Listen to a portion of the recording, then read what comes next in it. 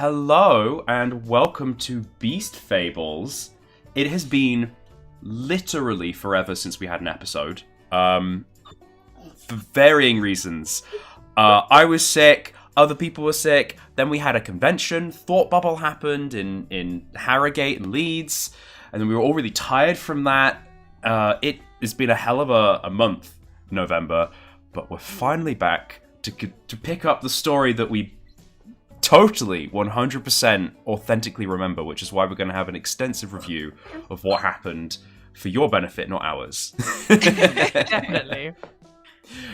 Beast Fables is a show where we follow the lives of tiny animals in a massive forest, and these tiny animals are investigating the mysterious and sinister machinations of a guild of beasts called the Knowers, seemingly made to be exclusively of magpies, these strange black and white birds that no one really gets a lot of looking at. They're only seen, these magpies, going around trading secrets and manipulating the different forces of the Bristley Woods, a place in Scotland where our story takes place. And they've most recently been meddling with the Toads, a previously rather reclusive sect of beasts who have now started to enter the global stage of the Bristley Woods, so to speak. Global, forest-wide stage. They're not like Mr. International. But they used to live in their logs and keep to themselves because they're poisonous and no one eats them and no one bothers them, so they just do their toad things and farm slugs. But now they're kind of meeting other animals, and Balthazar, one of our characters, is a very outright and well-travelled toad in comparison to many of his cousins, and nephews and nieces and aunts and uncles. And he is part of the Mud Furies, who are investigating why the Knowers have been meddling with toads and doing sinister things to them. We also have another character with us, Pipistrelle, who is a wandering bat nomad on her own quest, flying around the Bristley Woods, collecting stories and watching other beasts. And our third character is Thistle, who is not a apothecary, but a stitcher. A newer guild, collecting knowledge about how animals work and how beasts work. Thistle is on a quest to collect knowledge about animals and bring it back to the guild hall at Holdall, a location that has previously featured in our stories, especially its burning to the ground. Fun.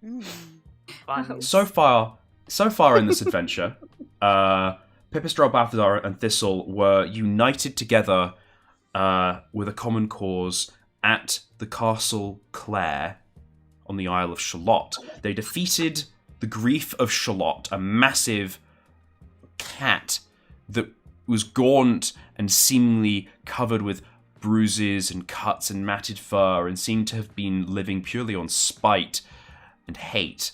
They defeated it and managed to make their way out of Shalott, but not without their own losses. Balthazar was separated from his small crew of Mud Furies, Commander Bethany, and I think it was Sir Limnall, separated as they were rushed downriver, presumably injured or dead.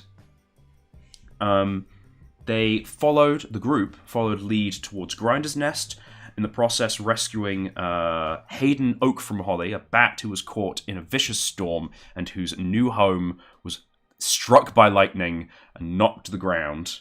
They rescued Hayden from fire and rain, kept him safe enough until they could travel to Grinder's Nest, and returned him into the safe custody of Cirrus, his sister.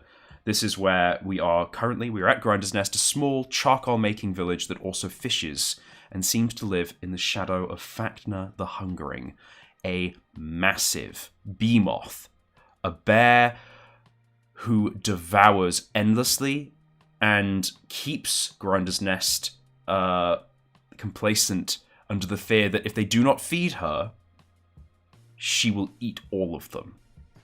They have tried moving away from her once, only to have her follow them. There is no way that they can move where she cannot catch them. And our party from last episode now are in, rather crowdedly, in Hayden Oak from Holly's home, staring out a window at a strange wooden contraption made by Hayden. They're kind of like looking at it. Cirrus, his sister, is sort of like, oh, it's kind of, I don't know, it's meant to be a horse. And everyone's looking at it and going, oh, that's what a horse looks like. And us, the audience, are like, that is not what a horse looks like. It's a strange, like, 5-legged contraption that is the spirit of a large behemoth moving through the grass, made out of driftwood and pieces of wicker strewn together. But it definitely does not look like a horse. Oh yeah, because I think I remember we finished the last episode by all shouting some variation on "Art is dead," and then we all disappeared for like a month and a half. Oh yeah, we ended the podcast forever. Yeah, we did. I forgot about that. Yeah, that's excellent. Yeah, I feel like that's a really great. That was like a premonition. Art is dead for the next 5 weeks. Well, I mean, ironically enough, like, we went to and all did like a big art convention, and definitely, I don't know about you guys, but I felt very revitalized about art. Oh, very, yes. Agreed. It was very... But yeah, art is dead. Don't do Art it. is dead. Unfortunately. Don't pursue. We art. are joined It's not- today by myself. I am Brian. I use he, him pronouns, and I run Dungeons on a Dime, a publishing imprint that does role-playing game stuff. I wrote the game we're playing, Adventures on a Dime, and I think I'm pretty cool. I am joined today by 3 of my best friends. We're going to start with Pipistrelle. Oh. Please introduce who you are. Who is playing Pipistrelle? That is not... Yeah. Pipistrelle. No. Hello, everybody. My name is Pipistrelle, and I am playing Atlanta. I'm playing Atlanta. I am, in fact, as my Twitter bio says, 200 bats in a trench coat. My name is Atlanta. I use she, her pronouns. I am a freelance illustrator, creative type person. I will be reprising my role as Pipistrelle, nomadic bat of nowhere. Ooh. Ooh.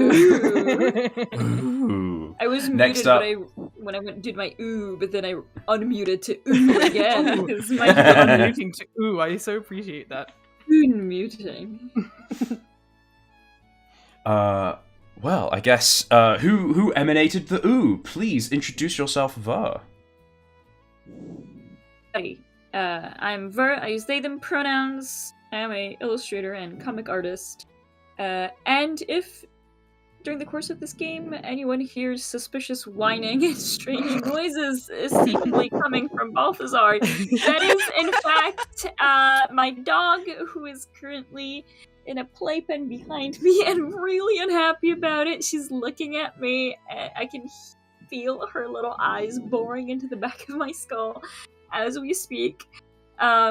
And I apologize for any such noises, especially if they occur at like a really funny or like, you know, in a moment when like you don't want to hear a weird little dog whine. So just imagine that is my character's little firefly, glowworm molting and making little whining noises. Speaking of said character, I will be playing, as usual, as Balthazar of Blueberry Pond, a courageous toad knight and mud fury on a mission to uncover the truth behind all of these conspiracies. Ooh. I do like the idea that canonically Balthazar just makes little whining noises whenever the attention isn't on him.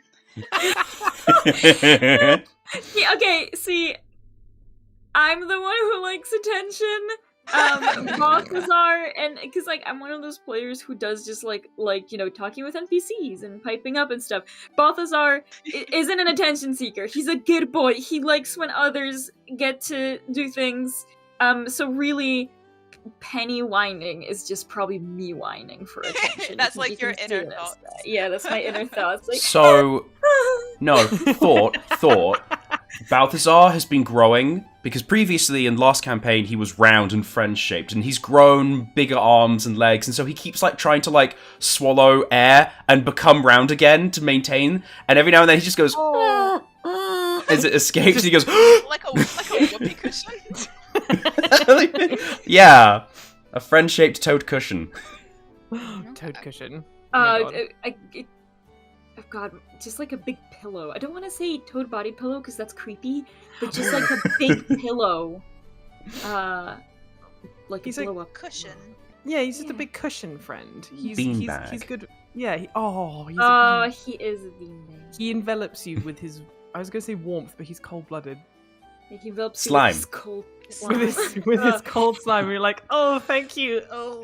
I love it. Anyway, that's enough about Balthazar. Moving on. Who plays this mysterious lizard Thistle? Hi, I'm Eve. I play Thistle, who is considerably less comfortable, probably, than Balthazar, probably more bony, and would not make for a great cuddling companion. And that's me, yeah. I don't have any dog to give ambient noises to my performance today, unfortunately. A tremendous shame. No. We'll Another- get one. We'll another get one. We'll get a time. group dog. We can. Just record pass some the dog runs. around. Yeah. Who's got the dog this Oh week? god, if anyone wants to take Penny out of my hands, really. Okay. Oh my. So I feel Love like my dog. on that lovely note where we've kind of established the thing that everyone is nice and relaxed, let's get into the game. So establishing the scene, Balthazar, Pipistrelle, and Cirrus are crowded round. In fact, I'm going to move the screen slightly. Bang! This is what the house looks like from the side. It's sort of, I'm drawing a little arrow, like it's sort of the semi two levels where there's sort of like a little nook and then kind of a bed space above. This is where Thistle is right now. Thistle is in the bed space atop, looking over a Hayden who is very much pretending to be asleep and is very much failing to be asleep. And Thistle, you get the feeling that Hayden is just extremely embarrassed to be in this situation. Everyone else is crowded around this sort of like window lower down. I imagine just because I like all windows to have something beneath them, it's kind of all crowded around over like a water basin sink, looking out a window at a The horse. horse conveniently right there. And Balthazar, Pipistrelle, and Cirrus, you've been chatting about art and what it means as you were last session. Thistle, you're sort of like leaning over Hayden, and the kind of because the attention is not on the two of you. Is there anything you would want to say or ask him? Because you went up there to escape the sort of the meaningless conversation that these random idiots are having about art, and you're sort of like now looking at this patient with his kind of now set wing. What is Thistle feeling, and what does Thistle want to do? Thistle is probably a little, not incredibly guilty, but a little bit guilty because the hard break in this poor bat's arm was Thistle's fault. Sorry, what's this picture? Sorry, I'm looking at the donkey being drawn. Oh no. God, I can't look at the screen. Sorry. Yeah, feeling a little bit guilty, but not too guilty because in their mind it was the right thing to do. I don't think, because I think in our last episode, I remember, what's this bat's name again? I can't remember. Hayden. Hayden, thank you. Hayden and I shared like a look because I think he like opened his eyes and we looked at each other because we both know, like, I'm pretending to look over this patient to get away from the hustle and bustle of downstairs, and Hayden is pretending to be asleep, and we both had a mutual moment of, this is fine, we're just gonna let each other do the thing. Yeah. So I'm just gonna stay up here, and also I don't particularly care about the bear situation. It sucks. I have shit to do. I have a mission to go on. But I'm just kind of like probably plotting my next move. Thinking about maybe parting ways from this group because if they're gonna deal with this bear, I don't care about that. Oh my god, the old Thistle adage of don't care. Not There's my business. Not my problem. Not my circus, not my bear. So I feel like you start staring at the wall, kind of a little bit lost in thought, as one does, and you notice a little bit of movement again from Hayden, who now has both eyes, little beady black eyes, open and sort of just kind of looking at you a little sheepishly. And I feel like with your peripheral and the way that your head is angled, you could either like acknowledge and look at Hayden, or you could just like ignore Hayden entirely. I think this will be a good conversation distraction if I say that Hayden's awake. So I loudly, to catch everyone's attention, be like, "Oh, you're up!" You look at Hayden and say, "Ah, you're up," and Hayden, the eyes like widen, and there's like a look of betrayal. My blank lizard face just stares back.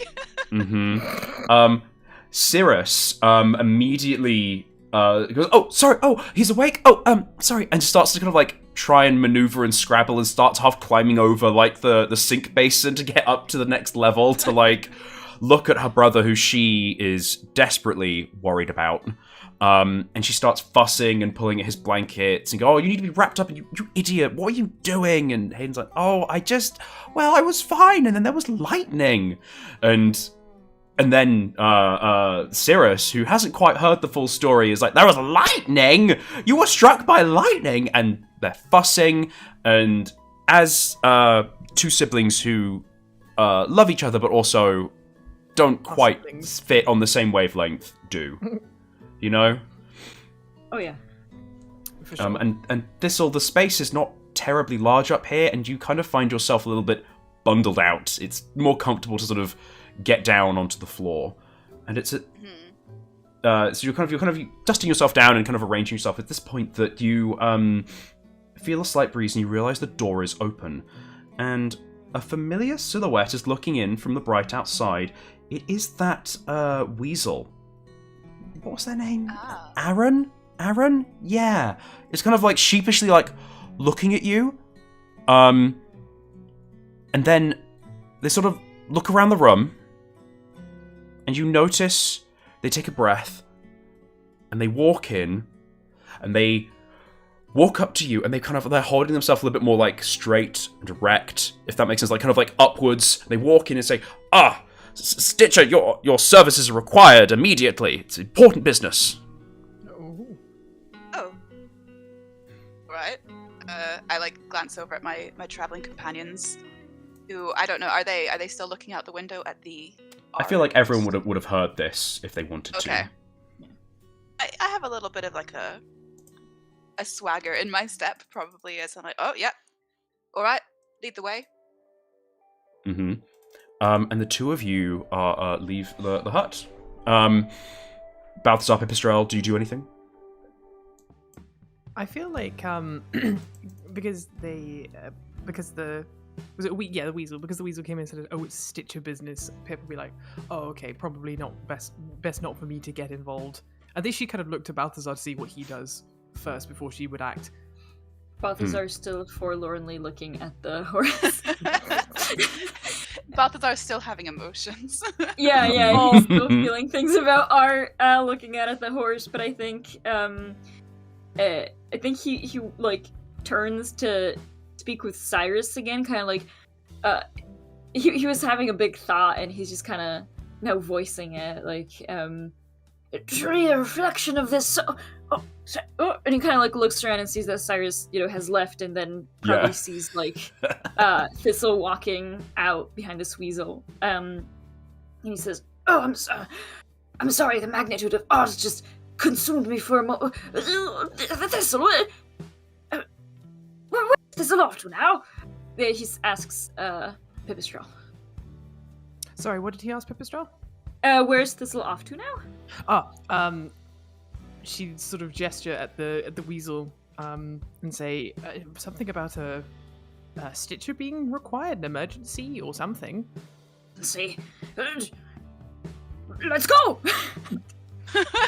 I like to imagine that he kind of like hops his way out the door and Pep's like, "Oh, okay." Apologetically like shouts to like Cyrus upstairs like, "We'll be back. Sure, we'll be back." And like they just like run away.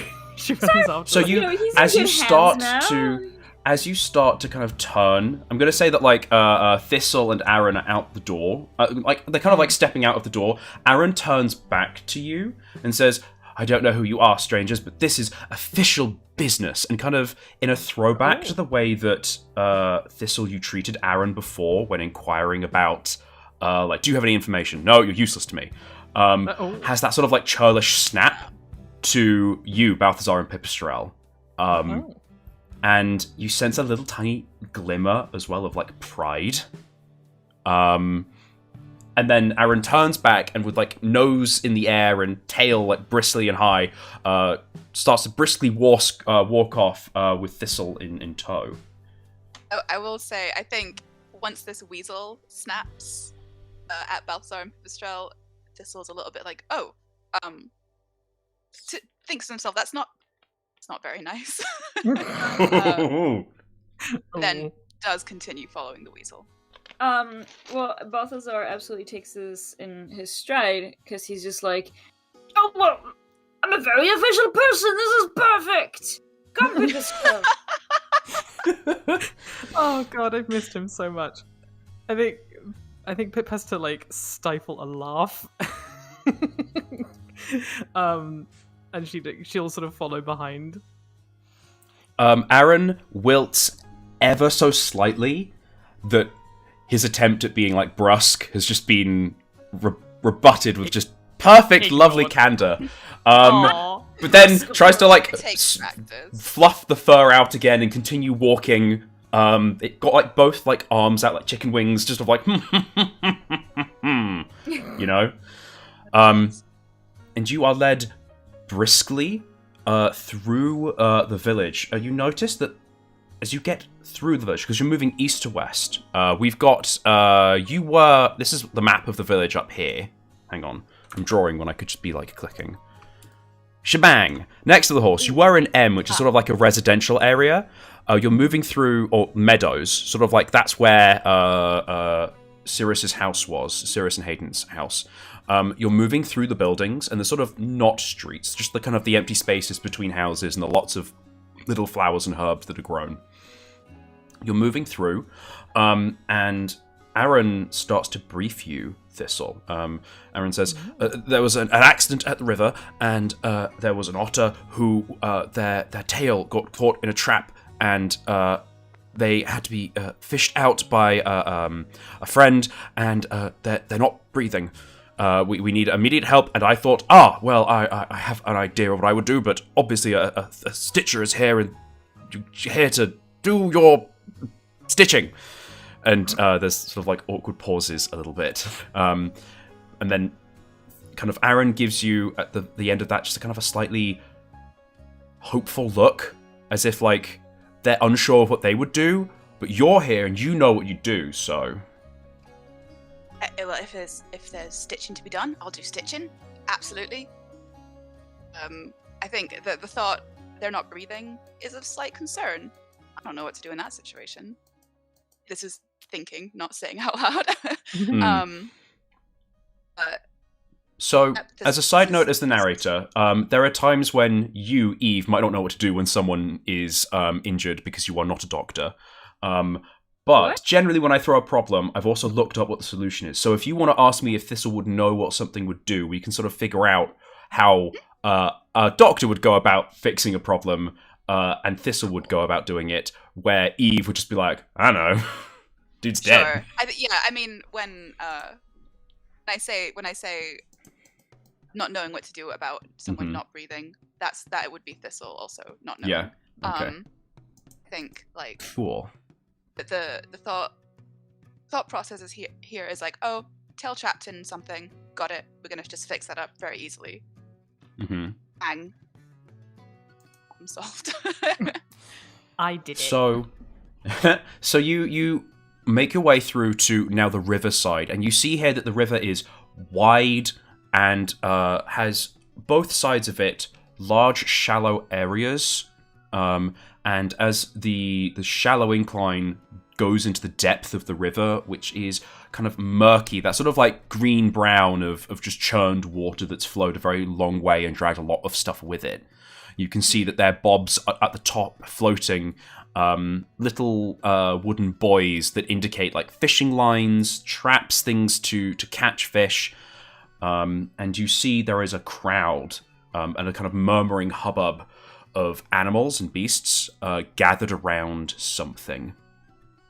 And Aaron is like, get out of the way, out of the way, Stitcher here, we're important, get out of the way, it's important. And everyone goes, ooh, and they all kind of like shiver and shy back. And you see that there is an otter just soaking wet on the side of the river, and there is a snake sort of just to the side of them, kind of flicking its tongue out and hissing slightly, also wet. The snake has, it's a grass snake, so it's maybe twice as long as Balthazar. Okay. Pretty young and small, and maybe as thick as maybe Balthazar's head. Like, not massive, not a behemoth. And the snake is wet, and you can kind of put together from the context situation that the snake is the friend that pulled this otter out of the river. The snake is about as long as the otter, so clearly it would have been a lot of effort. And the snake is moving quite lethargically from the cold water. The otter is dripping wet, has a sort of like a kind of a bluish kind of coat on, a hood that's been pulled back and kind of slopped off kind of into a wet pile to the side, and the otter is just lying there. Okay, the fact that there's a crowd instantly gives Thistle a bit of like a, oh shit. This is not just, doing this in front of one or two people. There is a considerable number of people here. And the crowd, I would say, is similarly dressed. They have sort of like light jackets and that sort of stuff. Some of them are just in their skin and they're also wet because they've been in the river, tending to traps and sort of stuff. It's clear they're all mostly here to be fishers. Thistle kneels down and starts inspecting the otter's face, trying to feel for breathing. Says, how long were they under the water for? What's happened? Give me all the information. So the Aaron sort of like nods at the snake, very formally, sort of like, yes, go on, tell the Stitcher. Tell me the tale. And the snake sort of slowly starts to speak. You can tell, because you've been this yourself, they're cold, so they're running like at half speed, if that makes sense. Yeah. And the snake just sort of says, I saw my friend go into the water for the trap to set it, and then they were under the water. I thought that they were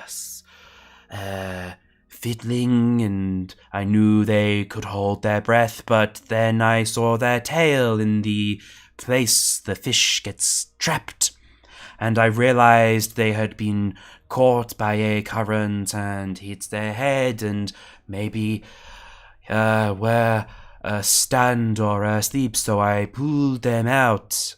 And you look at the tail and you see there are some slight dig marks, like, in the same way that if someone like grabs your arm, there's a slight indentation from like the nails, where like the trap was clearly dragging at the tail, and the trap has been removed from the tail. You see it broken in two halves, kind of torn apart nearer the river.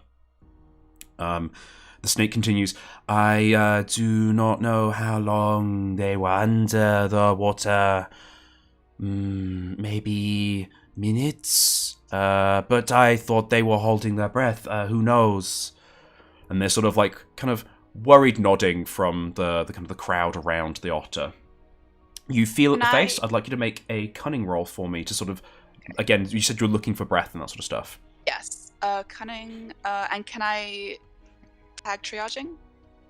Yeah. You're trying to assess as much information as quickly as possible. Cool. So you can roll with advantage. Is that where I press the plus button? Yes, in theory, hopefully. Okay. Right, so I did that and I got a complication.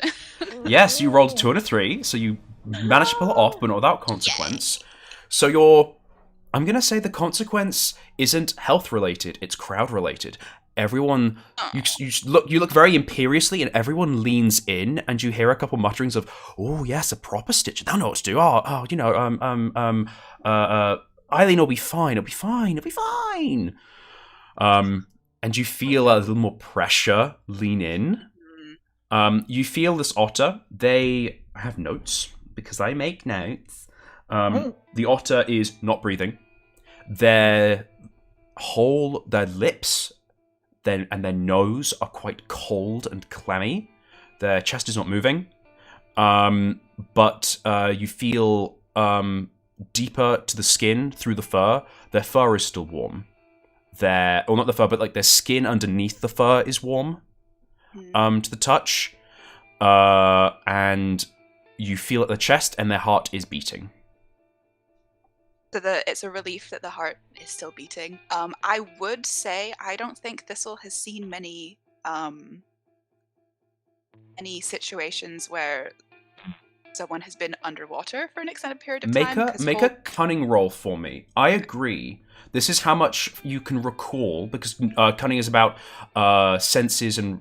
Actually, no, cunning or vigor, your choice, because vigor is also about repeated lessons and that sort of stuff. This is how much you can recall from books you've read in the library. Because... I've already rolled a cunning. Oh, okay. Well, you got a 6. That's a success. You theoretically know what to do. Okay. You've read about drowning, but you've never seen someone, and you've not even stood in on someone who's been who's drowned, if that makes sense. Because Holdall is a tree city in the middle of the woods, with an underground cistern. It's not like some people go swimming in. So you're running through the mental list. You need to check airways. You need to make sure they haven't swallowed any water. You need to move them. Some kind of action to push water out of the lungs, maybe. To shake them.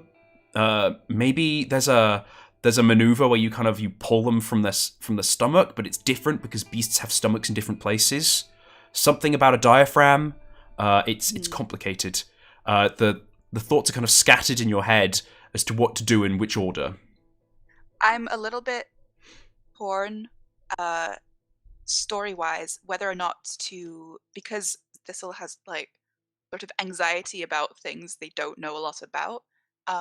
Whether or not they would just maybe start tending to the tail instead as a thing they know what to do, or to try and apply the little knowledge they do have about people who have near drowned. So, tell me what Thistle's thinking. What do you think Thistle thinks is more important?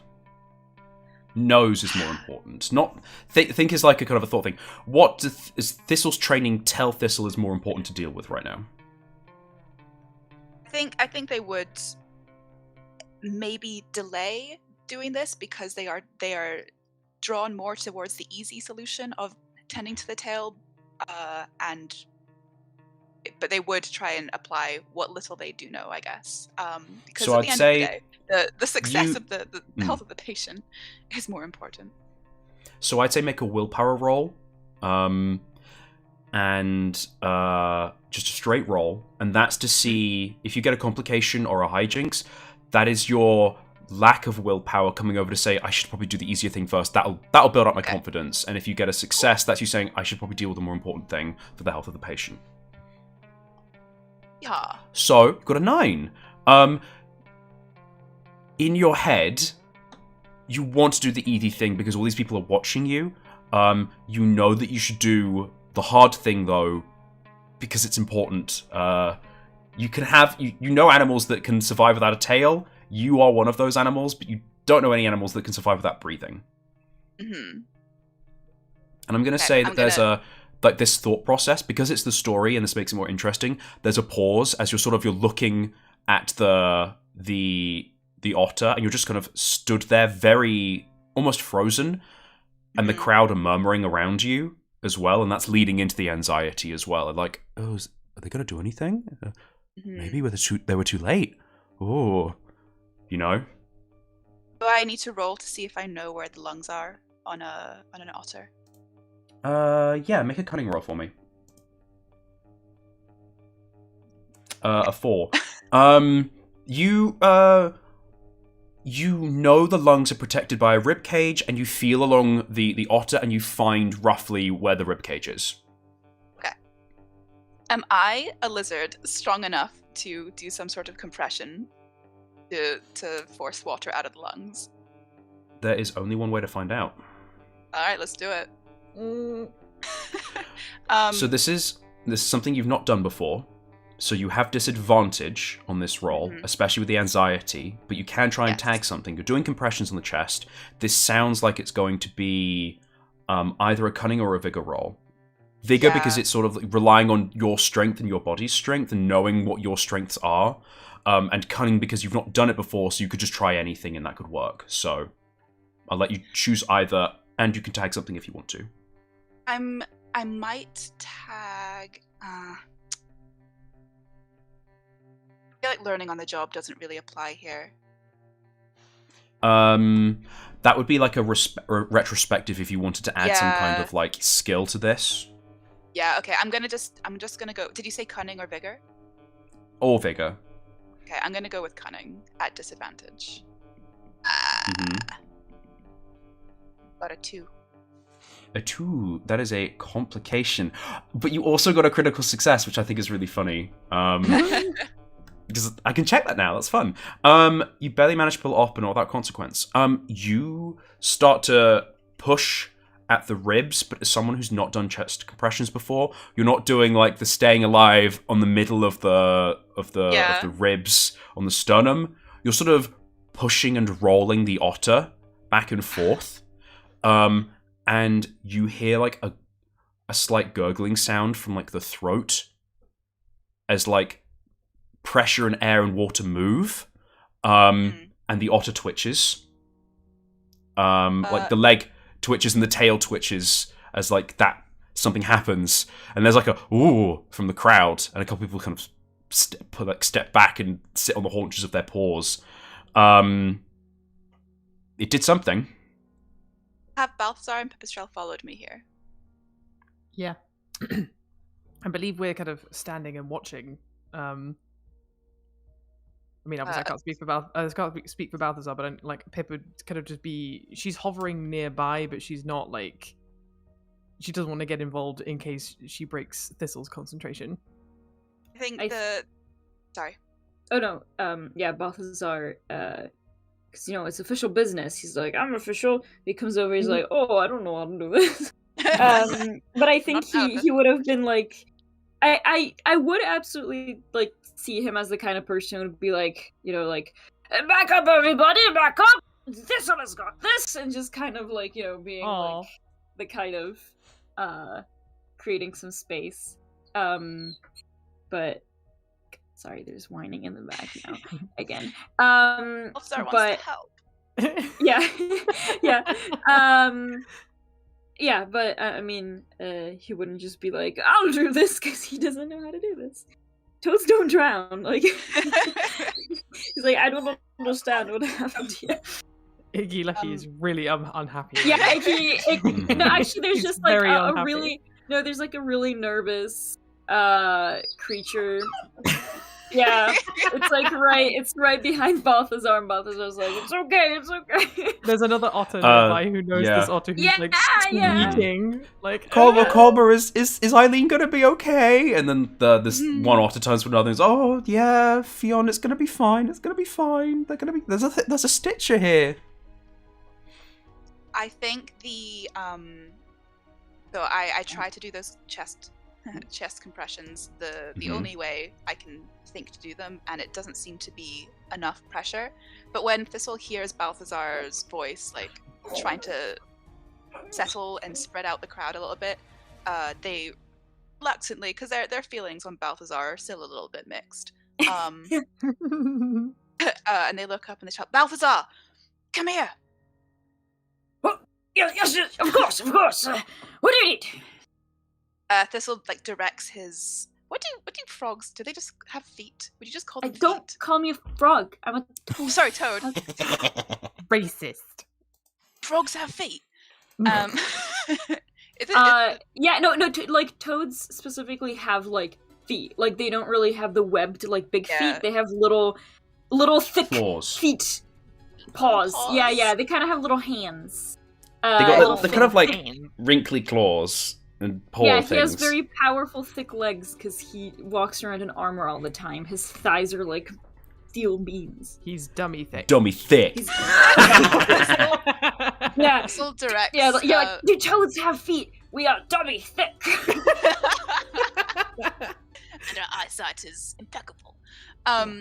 Thistle directs Balthazar's big wrinkly claws to press against where their claws were just pressed.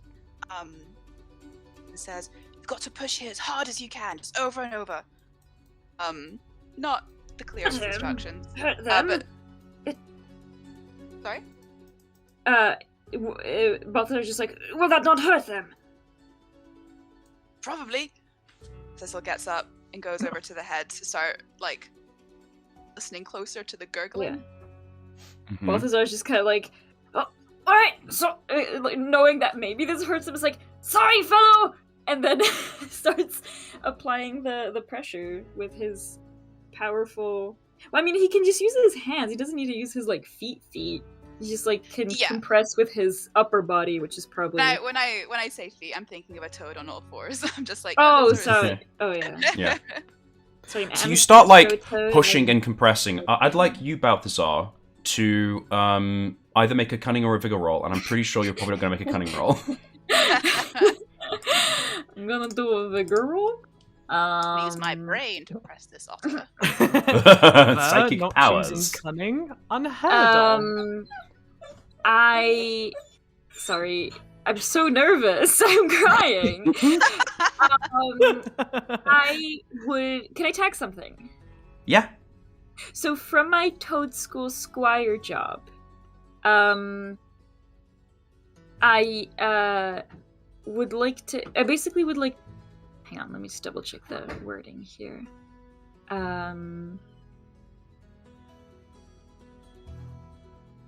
I kind of basically want to... Hang on, let me see what I can tag. Have a little think. I'll come back to you in a second. Thistle, what are you doing at the otter's head? I am half taking a reprieve from the stress of having to be the one to press and trying to look stitcherly by inspecting Otterhead. But I'm also listening closely for the water in its throat and in its lungs to see if there's any like any sort of sign that the otter is taking breaths in on its own, rather than just like the of the water being pushed out. Mm-hmm. So I'd like... That's going to be a cunning roll for me, because you're trying to rely on your senses and trying to get a better understanding of a situation. Balthazar, did you want to tag anything? Yes, so I have chivalrous etiquette, but I want to use it in terms of, like, knights and of taking orders and deferring. So, like, kind of, because this is from his Toadstool Squire job, basically, he's like, I'm taking instructions. I'm the squire now. I'm your squire. And, yeah, just deferring to Thistle's expertise and applying their instructions just in that, like, vigorous way of, like, this is what I'm doing. I'm going to do it at 100%. So, yeah. I won't give you advantage, but I will let you roll willpower, which I know is your better stat. It is, but that has backfired on me. So in that case, I would like to tag my compassionate demeanor of wanting to save, a life and applying himself very fully to this, even though this is not his area of expertise. His compassion for this creature will let him pull through. Okay, I'll let you have advantage. And I will say the reason that's working, because you're rolling vigor with advantage, the reason that's working is you were worried that you might injure this animal, but you see a higher purpose to doing this action that Thistle has shown you, and that an injury is better than a death. So you have advantage. So roll with advantage, and then Thistle will roll cunning afterwards. So you got a 6 and a 7. You do as well as you can. The narrative describes how successful you are. And then, Thistle, I want you to do cunning roll for me, and you have advantage because of Balthazar's success. Awesome. I got a 6. Ooh, you got a success as well. So Balthazar's large enough. I mean, Balthazar is smaller than an otter, for sure, even with the growth of the last few months. But I'm powerful, yeah! So you're sort of like rocking and pushing at this otter's side. Is that what he and says you- as he's pushing the otter? I'm powerful. No, like genuinely Sorry. no. That was just me wanting to quote a stupid video.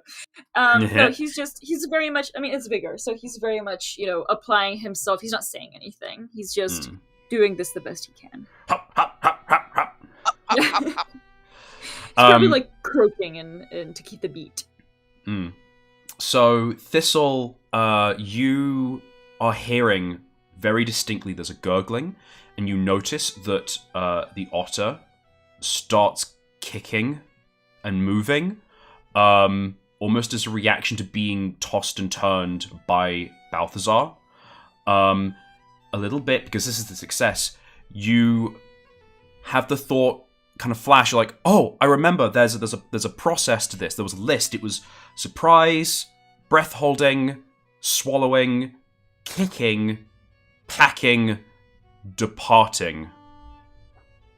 And there's like a sense of increased urgency as you're not fully all the way through this list that doesn't quite make sense. You know that kicking is both good and also bad. So this otter is now starting to kick and convulse.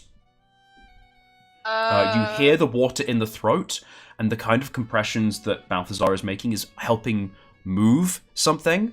The otter is definitely still alive. Okay.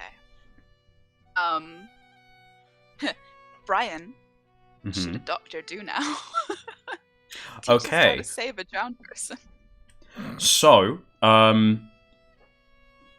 disclaimer, this is not medical advice. Do not go to this video if someone is drowning.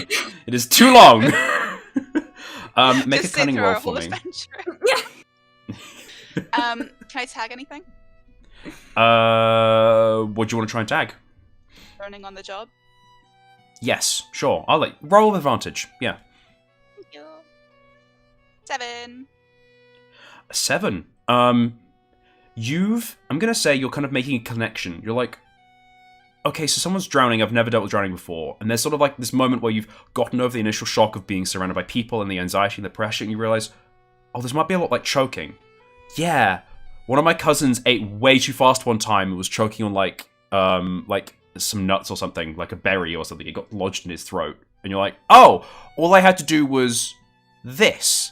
And you know that if you start pushing on the diaphragm, you can force like a breath out of the lung, and that can help clear it and clear the neck.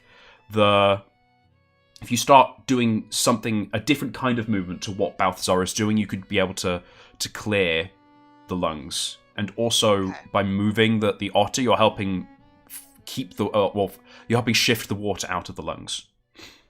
So I would say you'd be able to direct Balthazar to do something else, and that might solve this. Okay, Thistle hustles over back to where Balthazar is, pummeling, punching, unconscious otter, pounding this poor otter, and sort of probably unceremoniously tries to push him out of the way and feel a little bit through the damp fur for where the diaphragm might be, and goes, here, put your hands here, and like grabs his big, meaty, wrinkly feet, his hands, and pushes them against a different part of the otter. Understood. Yes, sir. Balthazar, I'd like you to make a cunning roll for me. Not cunning. A vigor roll, please. 1, 2, tag. Unexpectedly menacing as he just goes. Oh my god. Body punches this otter, and everybody's like, oh god, this tiny toad could like totally kick this otter's ass. He's kicking his ass while he's unconscious. I was like, I heard Balthazar was ripped. Yeah. He had a 6-pack. He had an 8-pack. He has a toad pack. Yeah, I'll let you have that. Roll with advantage. That is a success. You rolled a 2 and a 4, so you pull it off. You push once, and there's sort of like a, and then you really push again, and then suddenly this otter. The diaphragm is like a thing that you would do in battle to stun somebody. Mm-hmm. So he's just like, "Ah, I know this." You sort of like you kind of like put an elbow and really shove yourself in, and then this otter doubles over while convulsing and vomits out just water and some like pondweed, and it's like murky and brown and this just kind of all pools onto the ground. In my chair, I like sat back and put my hands in the air like I'd done something. Yes. I kind of feel like Thistle would do that as well. Maybe a little bit like, oh yeah, and then be like, oh yes. Back, little paws in the air, pretends to stretch. This otter, Eileen, kind of doubles over, vomits out water, and then sort of his kind of eyes were kind of like open before but unseeing, and now it's sort of like blinking and looking around and sees this toad violently attacking their diaphragm. Goes, this is also going to scramble back and wiggle and lets out some squeaks.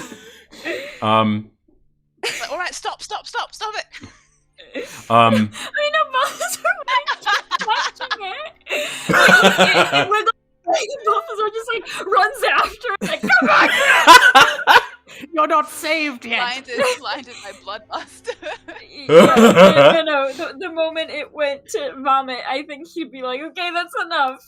Like, you're not gonna keep fucking punching me.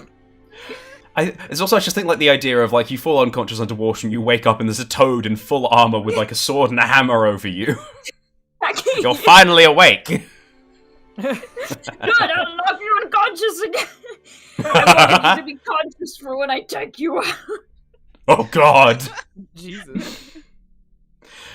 So, there is an eruption of applause, of, hooray! And, the, like, Fionn and Colm are like, oh my god, she's gonna be okay! And just, like, dramatically sobbing. And Aaron is immediately by your side, Thistle says, of course, I knew what a stitch you would do. You're perfect and amazing and flawless. This is so good. It's so good to see a proper guild member working in front of us. That was inspirational. And they're kind of clapping you on the back, Thistle, and the tension of the atmosphere suddenly alleviates dramatically. Thistle is the lizard equivalent of beaming, which is probably just still nothing on their face, but I feel like your tail occasionally like twitches and like slaps the ground or something, but not like a dog, just like a yeah. It's just part of the job, isn't it? Just doing what I've got to do to save lives and help people, and just, prattling off some absolute shite to Aaron. Aaron is drinking it up. Absolutely, just like adoration in like seeing one of your heroes do something really cool. Oh my god. Aww. Dangerous for Thistle's ego. The snake friend goes over and is sort of like helping get Eileen, the semi-drowned otter, sort of like upright and sort of helping kind of like get them up to speed with what happened, and eventually Eileen actually kind of gets up very slowly with some help and kind of goes over and says, thank you so much for helping me. I've got a throat full of wasps. I honestly thought I wasn't coming back. I got trapped and I thought, well, there I go, down to the Blackwater. Thank you for helping. Thistle puts a little claw on their arm, says, I had no doubt in my mind you were going to live. Absolutely no doubt. Do you want me to have a look at that tail while you're here? And the kind of the otter kind of looks at the tail and kind of almost kind of like it kind of flicks it and picks it up a little bit because it's so big, and goes, yes, and sort of like kind of starts to peel back some of the fur and then kind of like twinges a little bit and then very slowly reveals that there are some little kind of like dig marks from where some of the wooden trap kind of actually kind of pierced into the tail. Not very deep, but painfully. Thistle is very pleased to see this because this is something they know how to do inside and out. So they just like sit down, open their bags, start getting out all their gear, and bustling away, cleaning up this tail. Mm-hmm. I'm not even going to make you roll because this is very like routine, boring stuff. Yeah. Compared to what you did, like this is like skinned knees sort of stuff. Exactly. You pull the fur apart, you wash it with clean water that you get someone to fetch for you. You get Aaron to fetch for you actually. You wash it with clean water. You apply sort of like one of the poultices you have in your bag, and and then kind of like dry it. You kind of like squeegee off the water and say, "Don't get it wet for a bit," and let the kind of the unguent clean out the little digs, and don't go swimming for a couple days, and you should be fine.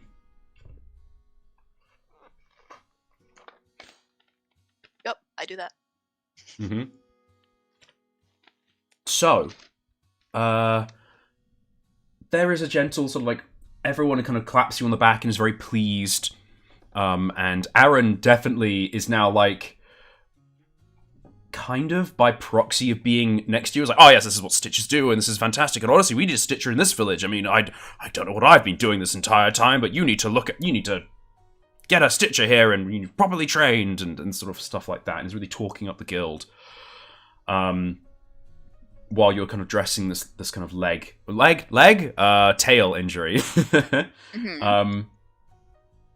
And gently people start to go back to work. There's kind of like little bits of talk of, oh, well, you know, the fish won't catch themselves, and well, everyone should be more careful now, and people are double checking traps to make sure that they're sound, but also not going to catch someone. And eventually Eileen is kind of left to go off with her friends Fionn and Caimhe and just recover a little bit from the edge of the river.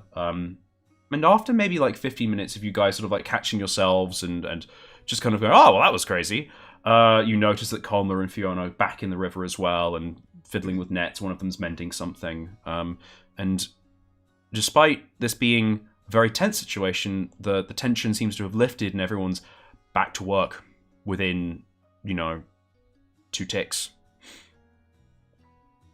I think Thistle's a little bit disappointed that the crowd dispersed so quickly. They were kind of hoping maybe more people would stick around and ask them questions about being a Stitcher and that. But the fact that everyone's like, all right, well, back to work. It's a little bit disappointing. Aaron is definitely by your side, but also isn't directly addressing you because you get the feeling that it's the energy that they give off is that like they're waiting to be addressed, but also desperately want to be addressed. If that makes sense. Mm-hmm. Because there's no one else left to fawn over them, Thistle now turns to Aaron and is like, "Good job calling me. You did it just in time." Oh well, of course. You professional, trained in Holdall. You know everything. You're so lucky that you were here. Is there anything that I can do to help you? I know that you were looking for books.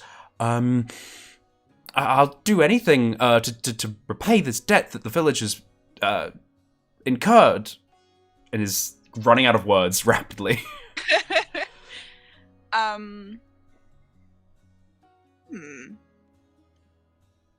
don't know. But Thistle already knows Aaron doesn't really have anything of value. Or of value to them, at least. So they just they shake their head and say, "That's quite all right. There's no need for payment for a Stitcher. It's our lifeblood. It's just part of doing what we've got to do. That's reward in itself." And this little weasel's nodding, and seems to kind of take that to heart, is kind of like smiling a little bit. Well, thank you so much. I no, we really can't let you. I mean, why were you here in the first place? If you don't mind me asking, maybe we could put you up for the night, or are you looking to settle? Very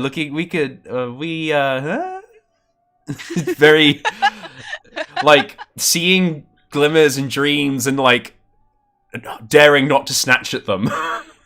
Oh, this is like, oh no, settling, no. We've got. I'm on official business, and my traveling companions here are on separate official business. We will be passing through quite soon. I kind of make eyes at Pip and Balthazar to be like, right, guys? We are leaving soon, right? I think Pip kind of sees the look from Thistle and is like, "Oh, yes," and she nods very vigorously. Is like, "Oh, we have many things to do, and we can't save people just in this village, Hee hee." At that, I think Aaron turns to you and says, "There was a second Stitcher in the village? I'm so sorry that I was rude to you earlier." And sort of is like tail completely like between legs and sort of like bowing head. Oh, no. And oh no! I think No. She's not a Stitcher. And Aaron sort of looks sheepishly around and now just is paw in mouth syndrome and doesn't know what to say and is sort of like, okay. Paw in mouth syndrome is such a good beast I phrase. love that. I really love that. I think Pip is like a little bit deflated at the way the Thistle's like, "Oh no, she's not a Stitcher." Like, Don't be silly. What a silly thing to say. What a What silly. a funny little joke. She's an idiot, aren't you, Pipistrelle? No. Oh, Aaron, you should be a comedian. So Aaron kind of looks up and then immediately seems to kind of straighten and not in the same way that he was puffing up before, but sort of like neaten himself and kind of says, well, I best be off. I will leave you to whatever you need to do, and you know where to find me, and I hope you have a wonderful day, and sort of like slips back, and you look where he's looking, and you see a beaver is walking over with another otter kind of behind him, walking behind him, but not like following, but not like single file, if that makes sense. This was like smash wag. There's no peace in this village. The beaver kind of walks over. The beaver is wearing an apron. It was once at one point like a very kind of whitish yellow flax plain fabric, but it is covered in like black smears of charcoal. As is, to be fair, most of the beaver. They have sort of like a rusty brown fur, but they under like on the top of it there's just a coating of like dust. So when they move, like you see cracks of brown come through of where like the fur shifts, but they're mostly just sort of like the front half of them is covered in this sort of black soot. And there's another otter behind them who's similarly dressed to the other fishers. The kind of the beaver walks over, kind of takes the three of you in, and then extends a paw to you, Thistle, and says, hello, I'm Callum Willow. I'm the top burner of this village, and I just want to say thank you very much for helping Eileen there. I was on the other side of the village, as was Ewan here, and he sort of like gestures with an elbow. We were addressing village business, but we heard, kind of got over as fast as we could. And Ewan behind him gives like a little nod. And then Callum says, I just want to say thank you again for helping Eileen. Yeah, well, no problem. As I say, all in day's work. Best be getting on then, shouldn't we? Fellas. I think... Surely we can rest for a little bit. We have to get provisions. For the journey to Summit. We can't just leave. We have to prepare. Summit's quite away from here. If only I had access to a map, I could actually tell you maybe how many days, but I don't. I don't know anything. I don't know anything. That was more me because we're not on the page with the map. Yeah. So I'm just like, I don't know. It's like Bang. days. Yo! Yeah, so Summit's quite a ways away. Summit is 1, 2, 3 days away by paw. Okay, Uphill. not too 3 days bad. by paw, yeah. Up. Each of those squares hill is like a as little well. paw. Okay. Yeah. Balthazar will say, We should prepare and provision ourselves, and also ask, oh goodness, what was his name? Hayden? And ask Hayden if he wants to make the a trip to Summit with us, or stay with his sister. Yeah, Pip sort of nods in agreement. It's like, oh, there's still a few things that we can do here. Thistle, don't you think?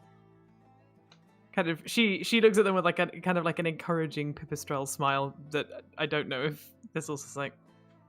Thistle's just like, ew. I don't know what that expression is. Why are you smiling at me? Thistle's just like, why are you looking at me? Like, stop it. What are you happy about, freak? The fact that Balthazar and Pipistrelle are like saying yes, we will go to Summit. They're like, yeah, all right, well, suppose, better prepare. At this, if they're planning on actually traveling, Thistle's like, right, well, I'm stuck with them because I don't want to go alone. Mm-hmm. Oh, at this, Callum, you didn't shake his paw, so he sort of awkwardly retracts it and then just picks up the conversation. So, you're traveling to Summit, are you? Are you going by road or directly? And provisions, we have a few things that we could spare to say thank you for helping Eileen. Oh, that would be most gracious of you if you could spare some supplies.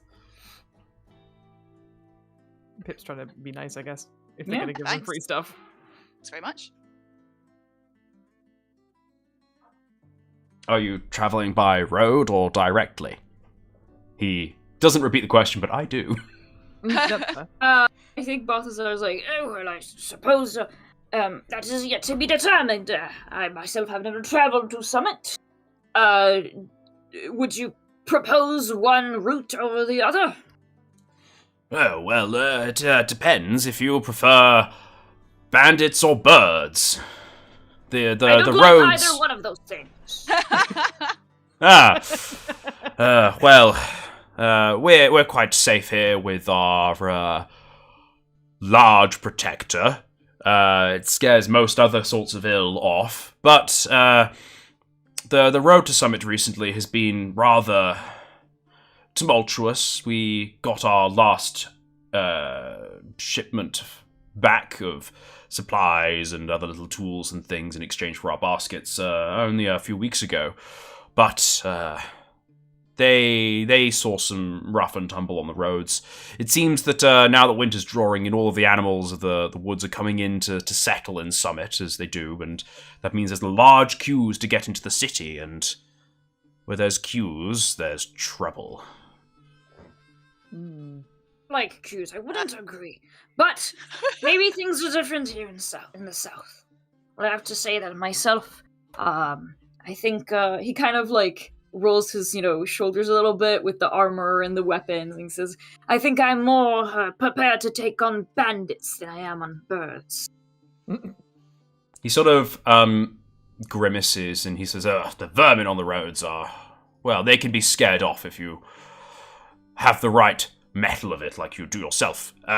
I'd say the road might be a better sort for you. A direct route, while shorter, does take you through rather open meadows, and, well, with the winter drawing in, owls and sparrowhawks and all sorts of animals want to cause trouble. They've bellies too, and while I don't agree with how they eat, they do have to eat. Well, I don't think we will be bowing down to provide them with a meal anytime soon. What do you two think? He says, turning to Thistle and Pipistrelle. Whichever way's faster, I'm good with.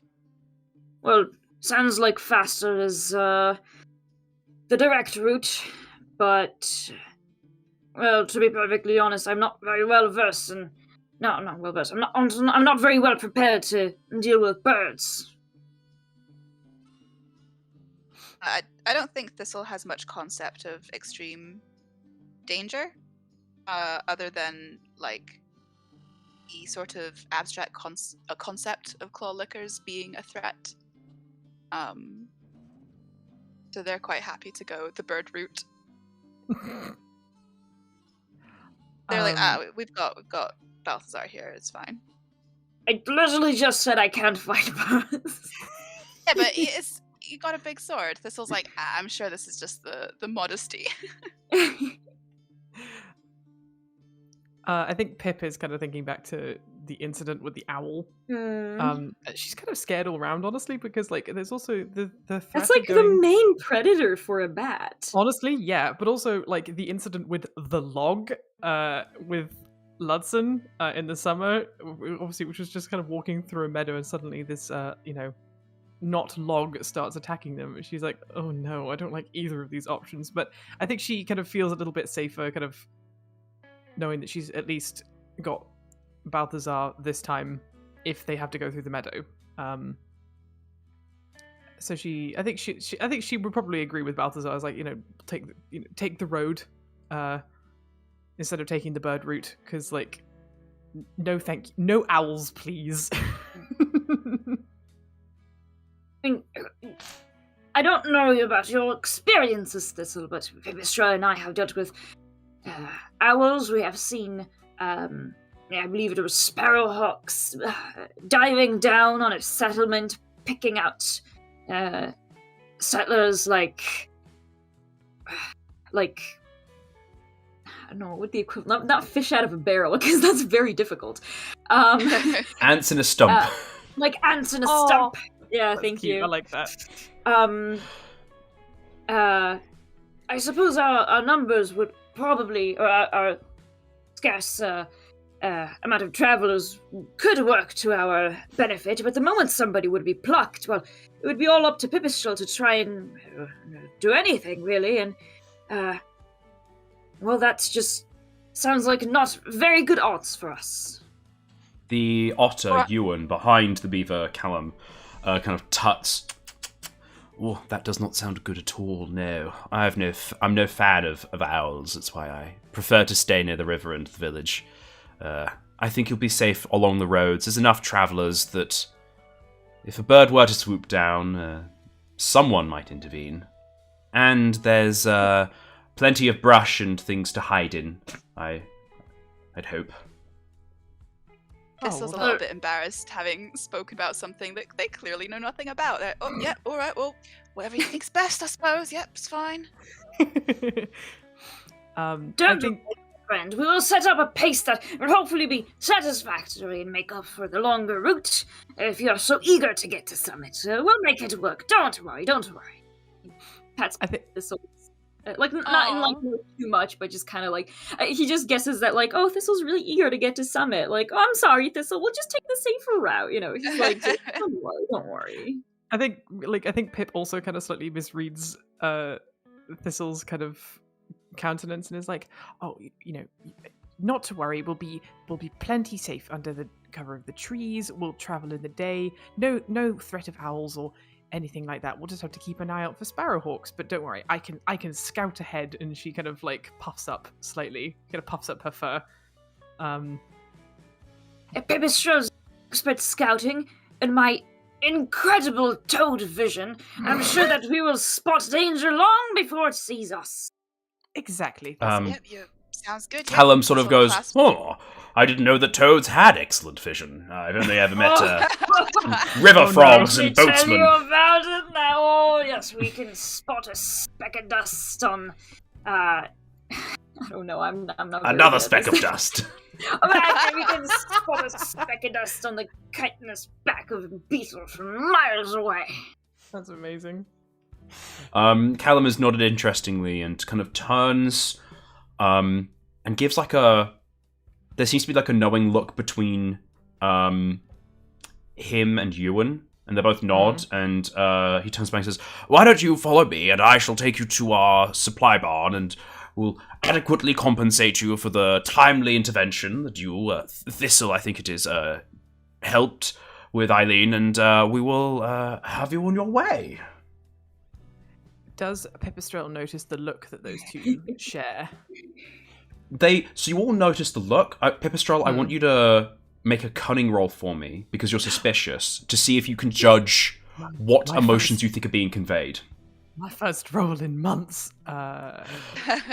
It's been 83 years. It's been 84 years. It's 84. There we go.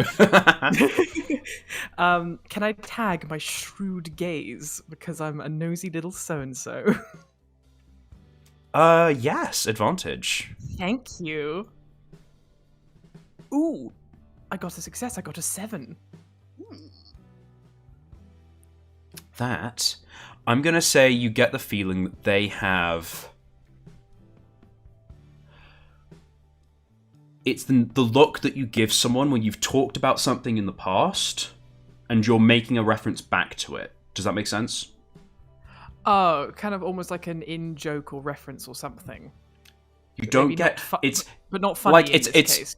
It's not funny in this case, but it's that sort of like, there was a conversation. They've talked about something in the past, and now they're both bringing it back up again.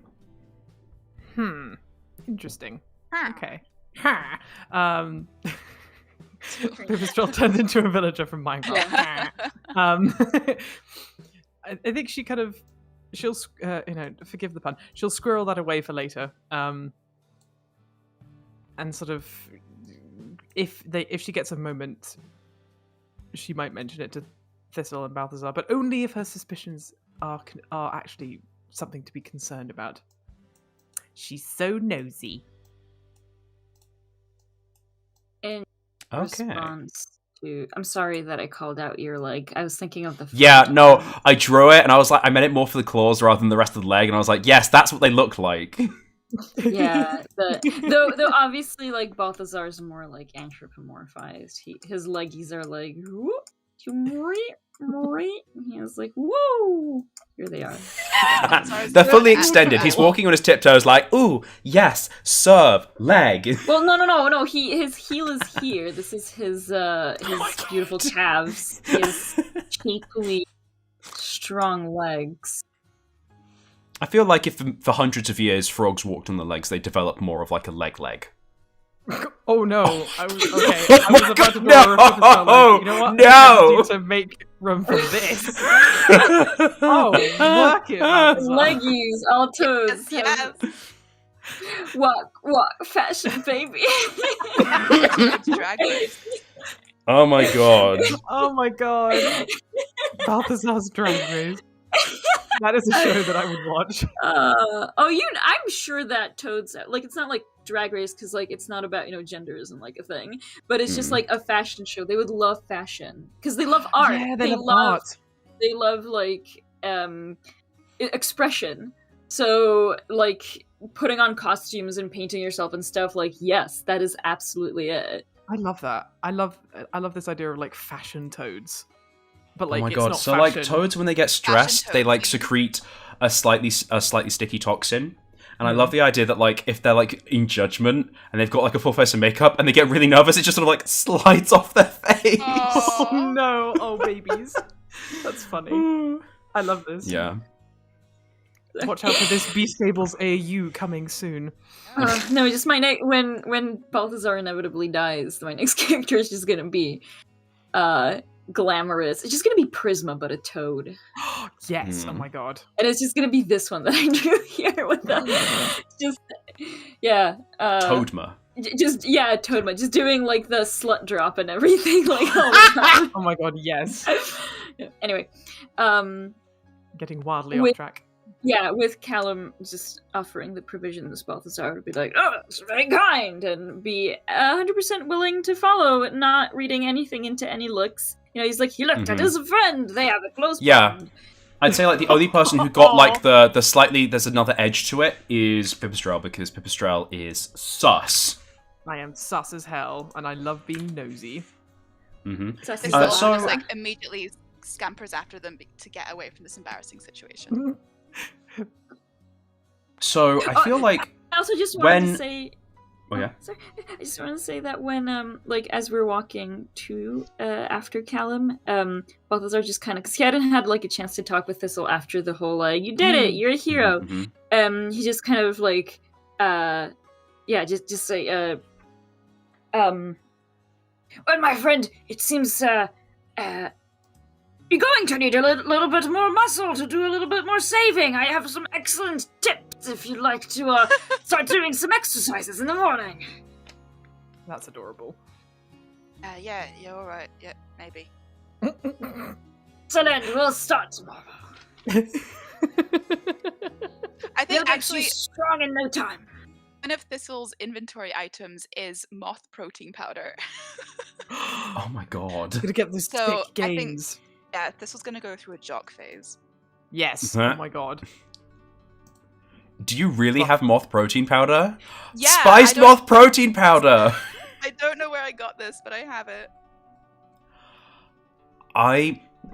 Yes! You got it from Griselda's, No, apothecary. I got this from Hayden. No, I got this from Hayden when we were looking through his stuff.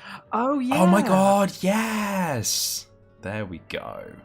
Penny dropping. Mm-hmm. No, don't drop Penny. No, don't drop pennies. Please, holy crap. You drop her. Okay, we're so walking to the. We're going. so you're walking towards the barn, and I'm gonna say you get to this. I say it's a barn. It's a single story. It's actually partially underground as well, which is a natural way of keeping things cool. You go in, and there is a strong smell of brine in the air. There are kippers hanging from hooks in the ceiling that have been salted that seem to be drying. It's very warm in here as well, actually, because there are some very low fires that seem to be smoking the entire barn, helping preserve some of the things in there. You Callum beckons you back a little bit, opens the door, and there's like a little gout of smoke, and he says, "It's best to let it air out a second," and sort of says, "All right, hold your breath." You wander through the first portion, which is a kind of like a smoking area for lots of different fish they've caught, and you go through a second door, which he then closes behind him, and here it's dark, save for a few slits in the wall where light come in. Balthazar can see perfectly. Yeah. Also, Balthazar, he held his breath, and he can continue holding it for 4 to 7 hours. Oh my god! Well, bully for Balthazar. For God's sake, Toad's OP. Balthazar's actually been holding his He breath needs the to be nerfed entire in the next episode. Yeah. Yeah, he's been speaking on the same breath all this time. He's like, It's a mud fury breathing technique. I Yeah. don't need to breathe now for 7 hours. Sorry. No, yeah, that was And- because I just quickly looked it up out of curiosity. I'm like, oh, cool. That is so cool. So brilliant. Words are great. you see here that this is lots of small crates of boxes stacked to different sides of the room, and there are some like wooden dividers in the room that provide like shelving as well. Glancing around, you notice that while there are a lot of boxes, a fair few of them seem to be empty. The way that they're stacked, some of them have lids off so you can see that they're empty, but some of them, like the way they're stacked and the angles they're at, like you wouldn't stack something like that unless it was just casually put there because it was empty. If it was full, the weight wouldn't sit right. It would be safe, you know? I think kind of. Oh, sorry. Go ahead. Just seeing this and remembering the situation in this town. Balthazar would say, do tell me, Callum, with your arrangement with Fatna, is it quite all right for us to seek this recompense from you? I would be amiss to put you at a disadvantageous situation. Yeah, he just kind of. Pipistrelle, because you're suspicious, because you're sus, make a cunning roll at disadvantage because you're in a dark room and you can't see very well. I can see okay, but I don't have. You had doad eyes. Pipistrelle resents this. Oh, hell yeah. I'm not actually looking at. What did you get? You got a 3. I got a 3, which is. But it's like a super successful 3. Yeah, the sheet is still has a couple things to tweak out. So you rolled a 10, which is a critical success, and a 3. So it's showing up as a critical success because that's we need to tweak a couple things. But it is a complication. And a 3, so it kind of went to a 10. So yeah, okay, yeah, I got you. No, you got a 10 and a 3 because you rolled a d10. Oh, sorry. Yeah, I can't. Anyhow, you very much put off. You you catch the briefest hesitation when Factor's name is mentioned. There's like a slight freeze. But Callum seems entirely at ease. He says, "Oh no, don't be silly. We're going to be perfectly fine this winter. We've got plenty of fish in traps in the river, and so long as Eileen doesn't get in any more trouble, well, we should be fine. And there are some things we can yet try to forage in the meadow, and bugs we can dry, and all sorts. We'll be fine. We'll be fine." Says, "Why don't you? There are some boxes in the back." He sort of points. Puts one claw on your shoulder, Balthazar, and then kind of points with the other. There's a box in the back there that's quite heavy, and to be honest, I'm as Lord and can't move it. Yes, I see. Could you go shift that for me? There should be some dried kipper steaks in there. That sounds amazing. Yes, I can see it. I can see the steaks inside as well. I have X-ray vision. Let me go get them. You actually see what Callum ate for lunch as well. Yeah. I can see your soul. You can see his future. You will die in 7 days. Oh. And then he grabs his hand, looks him deep in the eyes, and says, "Or today, if you cross me over."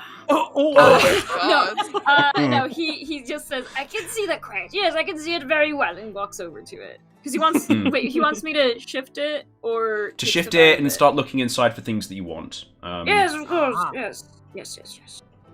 So you wander over to the other side of this kind of like barn, and because your cunning is 4, and I feel it's very much in Balthazar's. He's like, I can see the crate. Would you go over there to that distraction and be distracted for a moment? I would love that. Thank you very much. So you wander over and with your dummy thick thighs start to shift the crate and open the lid and start looking around. And there are some various supplies in there. And while you're doing this, Callum leans a little bit back, lowers his voice, and looks at you, Pipistrelle, and then at you, Thistle, and says, "Do toads have good hearing?" Oh. Actually, I feel quickly this question to Vert. Do toads have good hearing? Toad hearing. Oh. The range of frequencies audible to the fire-bellied toad at a body temperature of 21 degrees extends to 2,400 to 300. I don't know what these mean. Okay. Hearing they have good of a common British toad. This is a research podcast now. Mm-hmm. Yeah.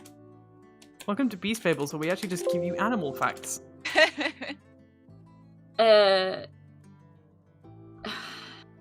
Because if they're amphibious, which, they are, would they kind of hear sort of... I'm sure they hear fine, but surely it's like more kind of a vibration thing. I don't Low think they would have frequencies, but exceptional miss the high notes. I don't know, though. Hang on. Just have this person talk in a high voice. Good. Wait, I'm gonna look it up. They don't have lobes like us, but instead have external eardrums called tympanum. The tympanum is a ring of thin skin that can pick up vibrations. It is important for them to hear because they call to each other. They don't even need phones. This is so lame. How good is the frog's hearing? The frogs can hear sound up to 38 kilohertz, the highest frequency any amphibian species has been known to hear. The scientist reports human can hear up to about 20 kilohertz and typically talk at 2 or 3 kilohertz. So apparently they can hear better than humans. My God. Well, I mean, okay, so they can hear more frequencies like dogs do, but they don't have super hearing like it's not toads like have your supervision. eyesight. They don't have. Yeah. So you're on the other side of the room. He's whispering or making the narrator call. You're not hearing this conversation. Yes. Yeah. Sorry, I was just he says it out the side of his mouth, looking towards you, and you don't react. And he goes, "Right. Was I correct when I heard your friend over there say that you might be inviting Hayden with you on this journey?" I think sort of Pip looks a little bit nervous now and kind of looks to Thistle, and but is honest and says, "Yes, we were certainly thinking about asking him." And he kind of glances again and says, "Well, it's wonderful that he's going out to see the world, and it's such a shame, I heard, that what happened to his house on the outside of the village. I would just be so appreciative of all friends of Grinder's Nest and of the the good of the village if maybe Hayden found new companions to travel with. And he very slowly and surreptitiously just sort of like plucks a bottle of something off of a nearby shelf and just holds it. What's the bottle? Is there like a label on it or a description or anything? You look at it, and it's a similar sort of like shape and label to the cider that you were traded or that you were given as a gift before. Oh yeah. And you look and you notice there's more cider on another shelf. Thistle is like not at all catching the strangeness of this conversation, and it's just kind of like looking between Pip and what's this other character called? Is this Callum? Callum. Looking between Pip and Callum, like, why are we whispering? I think Pip at this point is just going to kind of just sort of slightly narrow her eyes and ask, is like, what exactly are you asking us to do? I'm not asking you to do anything. I just, I have a feeling for beasts, and I have the feeling that Balthazar would very genuinely ask Hayden if he'd like to travel, and I don't know, in Hayden's condition he might be too embarrassed to travel, but honestly I feel that he would do better if he, well, not right now, but spread his wings, so to speak, in other pastures, and some encouragement to give him the confidence to go would be very much appreciated.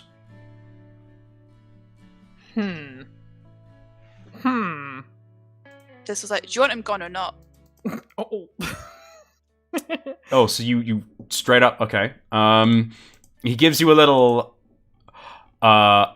wink, which you just catch. Oh, well. Yes. Thistle looks at Pipistrelle. Why is he winking? It's another way of saying yes. Just so you know. Right. He's a distraction to Cirrus. Always has been. Always will be. Well, they're siblings. They love each other.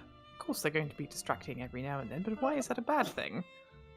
Not every now and then, and pulling down her efficacy to mend nets and fish and constantly have to pull his weight. And he's an extra mouth to feed in winter. If we can find another place for him to safely enjoy his dalliances, then I'm happy for that as a resolution to the situation. Anyhow, are you going to encourage him or not? He sort of looks over, and Balthazar, you're kind of like picking up a jar. Oh, this is pickles. What is a pickle? Yeah, I just Oh, at some point, pickles. at some point he's just like, do you two eat fish? Do we want smoked minnow? Huh? Minnow? Yes? I'll stick to bugs. Oh. You start digging through, and you're like, ooh, this is alphabetized. There's aphids, and there's another bug that begins with an A. Yeah. A worm. Oh,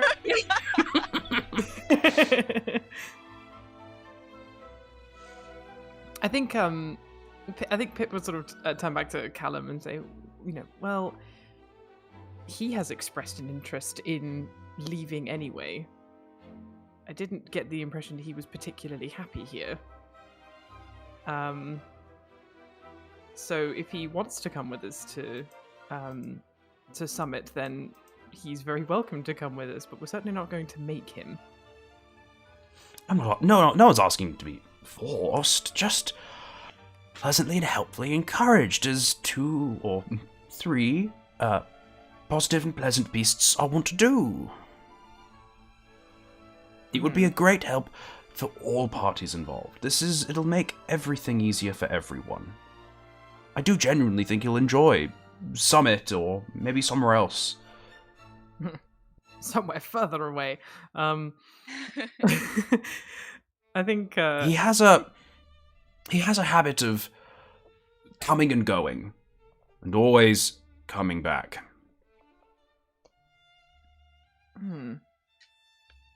Well, he has ties here. Surely it's okay for him to visit his And sister staying. and, Pip is a bit cowed. Well, I don't know, because Hayden has already kind of expressed an interest in wanting to go anyway, but she also doesn't want to be like, yeah, we'll get rid of this bat because you hate him. I think she sort of looks to Thistle and says, well, what do you think? Oh, sorry, I don't remember seeing in the official job description for Stitcher a babysitter for lost bats. So if Oh. he's coming, he's coming. But if he doesn't want to come, that's not my problem. I think Pip kind of looks back to Callum with that and sort of raises non-existent bat eyebrows. She opens her eyes a little bit wider. Well, just the image of it. He says, well, between guilds, it would be a good favor for the guild of burners, and I no doubt you're going to Summit for important business. You could perhaps need a bit of sway. I could pass you a token of the burners, and that might give you a bit of a fast pass into the city. This piques Thistle's interest. Of course it does. He very gently and quietly places the bottle back into the rack on the shelf, and leans back a little bit because Beaver's hunch over. But leans back and sort of the dim light of the barn catches his necklace. It's a small circle of silver with a fire divided into two with a single line through it. If that makes sense, the line is dividing the fire. Okay. It gives the impression of charcoal and fire. Very self-explanatory of what the burners do. Thistle, you recognize the token as well as, first of all, as a guild token, but also because it's made of silver. It's a small, precious metal. He's not just bluffing. This is someone who knows what he's talking about. Yeah, all right. We'll do it. Excellent. Why don't you, Thistle, come by my home, and I'll write you a letter of introduction, and I'll tell you who to talk to at the gates. And Pipistrelle, you seem such a friendly sort. I'm sure that you can convince Hayden to travel with you, and I'm sure you'll take good care of him. That Balthazar fellow with his armor and his bravado, and I don't think anything's going to bother you on the road. She sort of nods, maybe a little curtly, and says, of course we'll take very good care of him on the road. There's another jar here that just says A worm. Funny. I enjoyed each time. I'm taking this. And It's mine now. I would like you to add that to your inventory. Jar with a worm. And Callum says, yes, Kiva does like to organize things in here. She's very enthusiastic with her labels. I very much appreciate it. Tell her she does a good job. I will.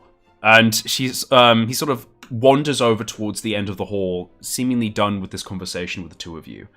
And starts to point things out to you, Balthazar, that are, useful. And he kind of asks, what sort of things do toads eat? And kind of opening the conversation back to you two again, now that it's a different topic. What do bats eat? I know what lizards eat.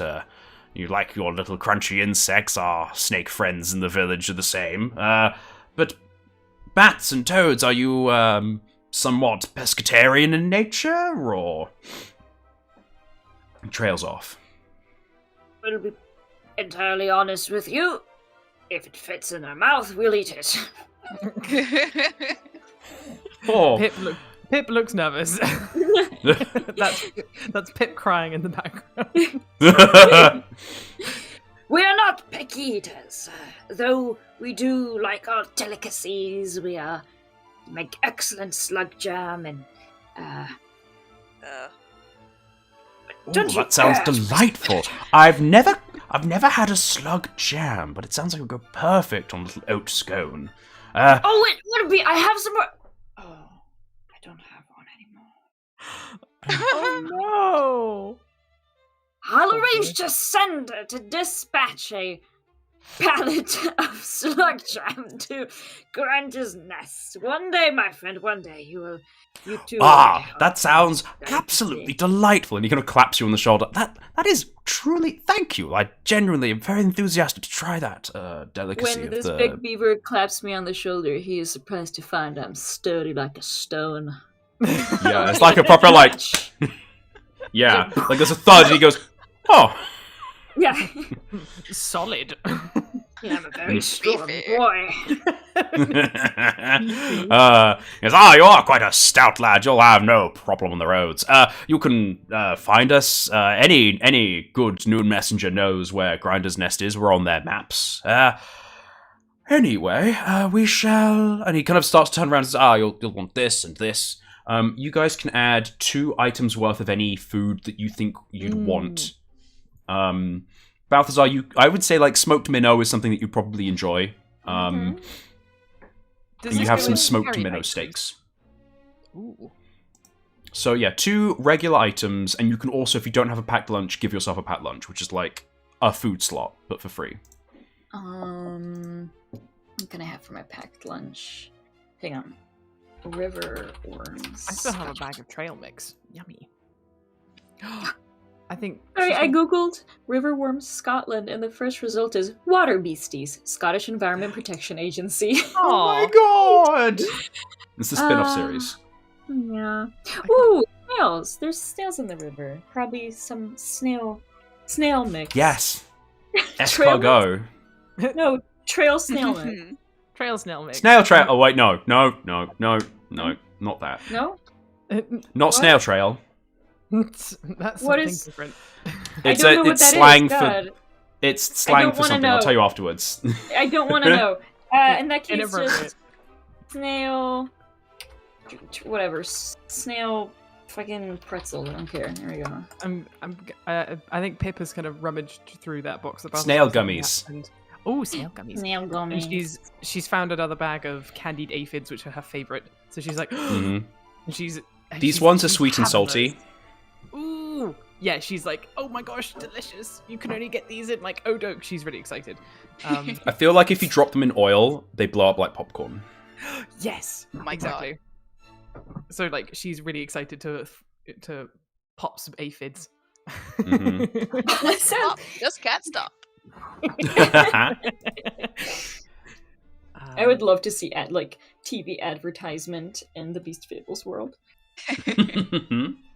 And I think she's also going to find. I think she's going to take some acorn butter to put on things. Yum. I honestly have like this strange joy of thinking and coming up with these like insect treats or like these little, I don't know, it's like stupidly fun.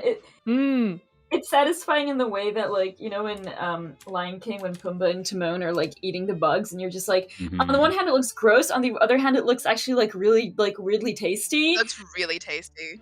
And I kind of have the same like satisfaction of coming up with these things, like the candied aphids, like nasty, but also like when I think about it, oh, that sounds like really nice. It's fun, kind of. It's kind of fun thinking in like a beast way, being like, oh, what would a beast like really like to eat? Yeah, it's a really one of my like favorite sort of exercises of thinking like, how does this work in a beast universe, etc. You know what I mean? Actually, So like for Apothecaria, which I'm now working on again because I have time in my life, there's the reagents thing that I'm developing, and so I've just stuck a link to that into the little game chat. But it's got stuff like things that you'd use in all sorts of like potions and brews and things, but obviously it's got like lists of like maggots and slugs and spiders, and there's like wild garlic and strawberries and tansies and catnip and stuff. So I feel like they've got maybe some dried like road cakes So like they're for traveling, like hardtack of like elderflower pancakes with like chili mixed in. Ooh. And they're kind of like savory and floral and spicy. That sounds really good. I'm getting hungry now. I know. Yeah. And actually, I think for my packed lunch, it's gonna be like powdered grasshopper legs that you can make into a paste, and it's like super protein packed because like grasshoppers are already a big source of protein. Like even humans can eat them for a lot of protein. So this is like a super like kind of energy efficient like type of food. Maybe it's like mixed with like a little bit of like oil and honey into like a really solid bar, and you slice like little bits of it off. It's like gosh, what do you the thing in Lord of the Rings, the bread that lembas bread. Lembas bread, yeah. Lembas. Grasshopper lembas. There you go. It was one grasshopper called Lembas. Oh god. We've eaten He was them now. legendary, yeah. Yeah.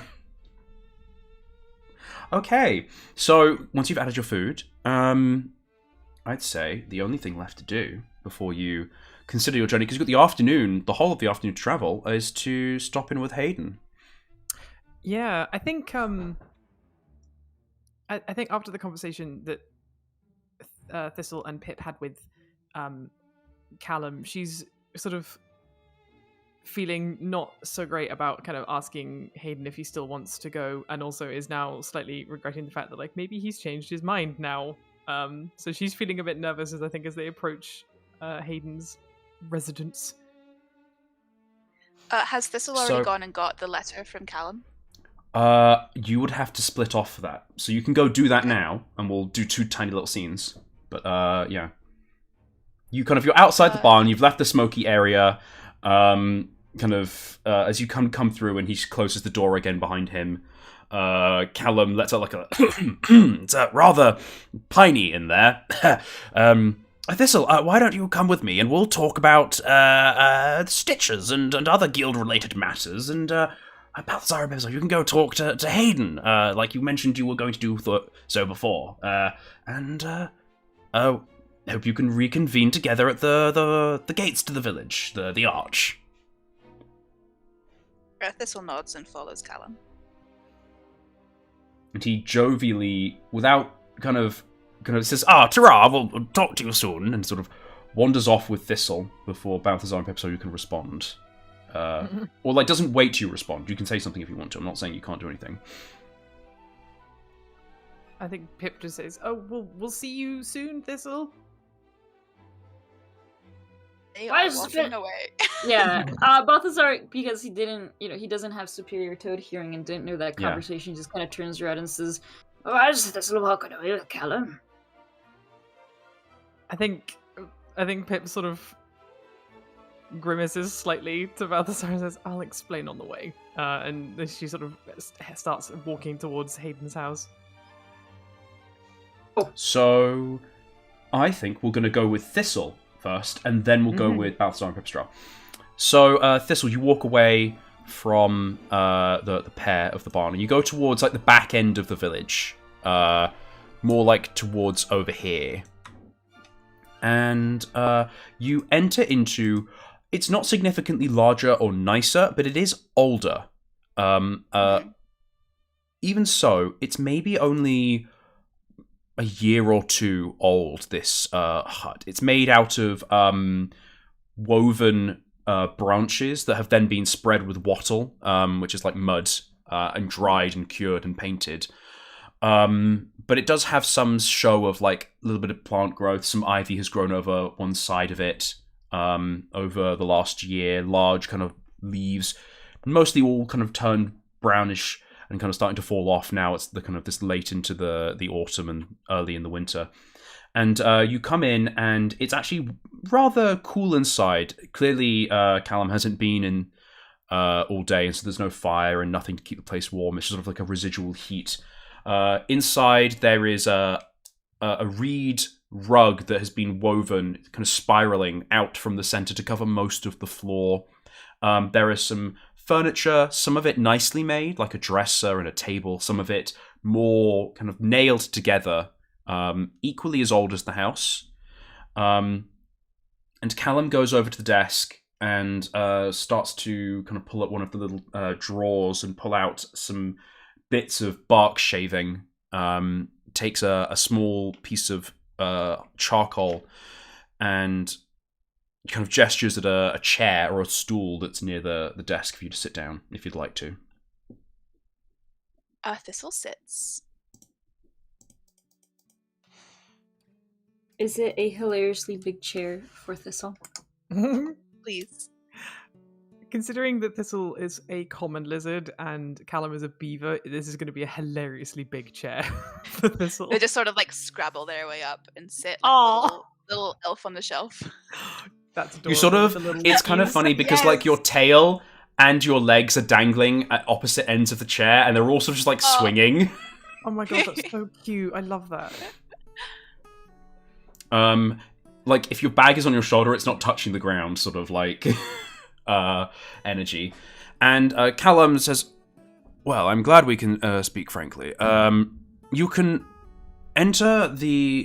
Holdall has a large gate at the front, or several gates that go in. It's a... Do you know of it? I'm saying Holdall. Sorry, I mean Summit. The words in my head are getting confused. Summit is a large burrow, a city into some sort of old Titan structure or whatever. I've only been a few times myself, but I know that the Burners have halls there and several other guilds that were connected with, like the Wicker Weavers and the Fish Finders and so on. Normally animals are coming in to hibernate for the winter, and they form the most awful queue at the front. They're quite slow processing them. They try and count and make sure there's not too many beasts inside. They don't eat through the supplies. Apparently there's a problem a few decades ago, and things got ugly. Anyway, if you are there for guild business and are promising to leave again, they'll probably let you cut through. And he starts writing down a note and says, on behalf of Burner, what excuse do you want coming into the city? Well, it's not an excuse. I am going on official business. I need to speak to the head stitchers there. And he sort of thinks a bit and says, who would I know that would be... yes, you can speak to Finley. Finley is, and this is Brian struggling to remember, it's the guild that haul things around. Landstriders, there we go. You can talk to Finley. Finley's with the land... So I'm just so glad that Eve's dog is finally featured. I know, in. I'm like, oh, Finley! My boy. I forgot. Sorry. I love that. So you're going to speak to Finley. Finley is part of the Landstriders. Finley will know where the guild house is, but also I can give you an excuse to talk to Finley. On behalf of Burner, speak to Finley. Rates of shipping baskets. There. And he sort of rolls up the scroll and says, right, if you say that you're talking to Finley of the Landstriders, they should let you in. You're there to negotiate rates for our baskets come winter, because, well, we'll still be making them. It's not like there's a shortage of wicker. He sort of chuckles to himself in a way that he finds it funny, and it's very clearly not. It's just, it's a tree. Thistle hears this and like thinks and goes, but I'm not. That's not what I'm there for. Yes, that's... I understand, but if you say you're there, they'll let you in, and then you can, once you're inside, and wander around and do whatever you want. You don't actually have to speak to Finley. I've got him very comfortably under my own claw. But if you say you're going to talk to Finley, you can go in. And to be honest, if you want to, you can go talk to Finley and tell him I sent you, and he can give you directions to wherever else you need to go in Summit. It's quite a large place, very easy to get lost in those tunnels of theirs. They all spin and loop and go in weird directions, and if you get lost, it can be hard to find your way out of a tunnel without passing 10 other guilds and 50 houses. I don't like it, it's too loud. Thistle takes the scroll and like thinks about this and then like taps it against their head and winks. Tries to wink like Callum winked at them earlier and was like, so I'm lying. I getcha.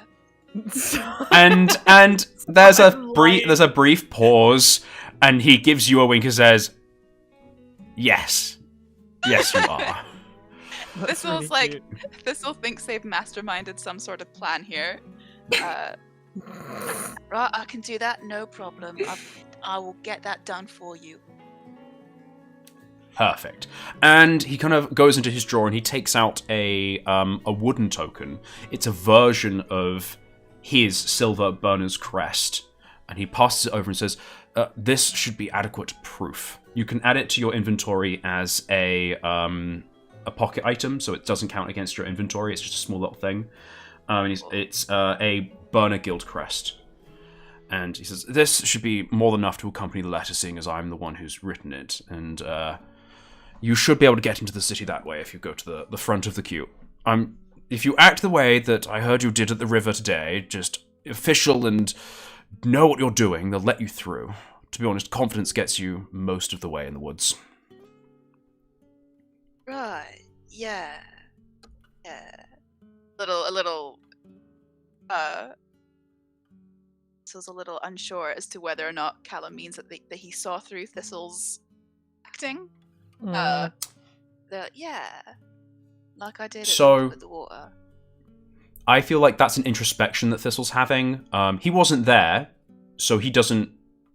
I don't know. Well, yeah, words. Yeah. I like that. More. Yeah, so... you take the token, you have the scroll, and he says, "Well, I'm very glad that you're helping me with this Hayden situation. He's been, he's been Hayden, and now he'll be Hayden somewhere else. Very happy for that.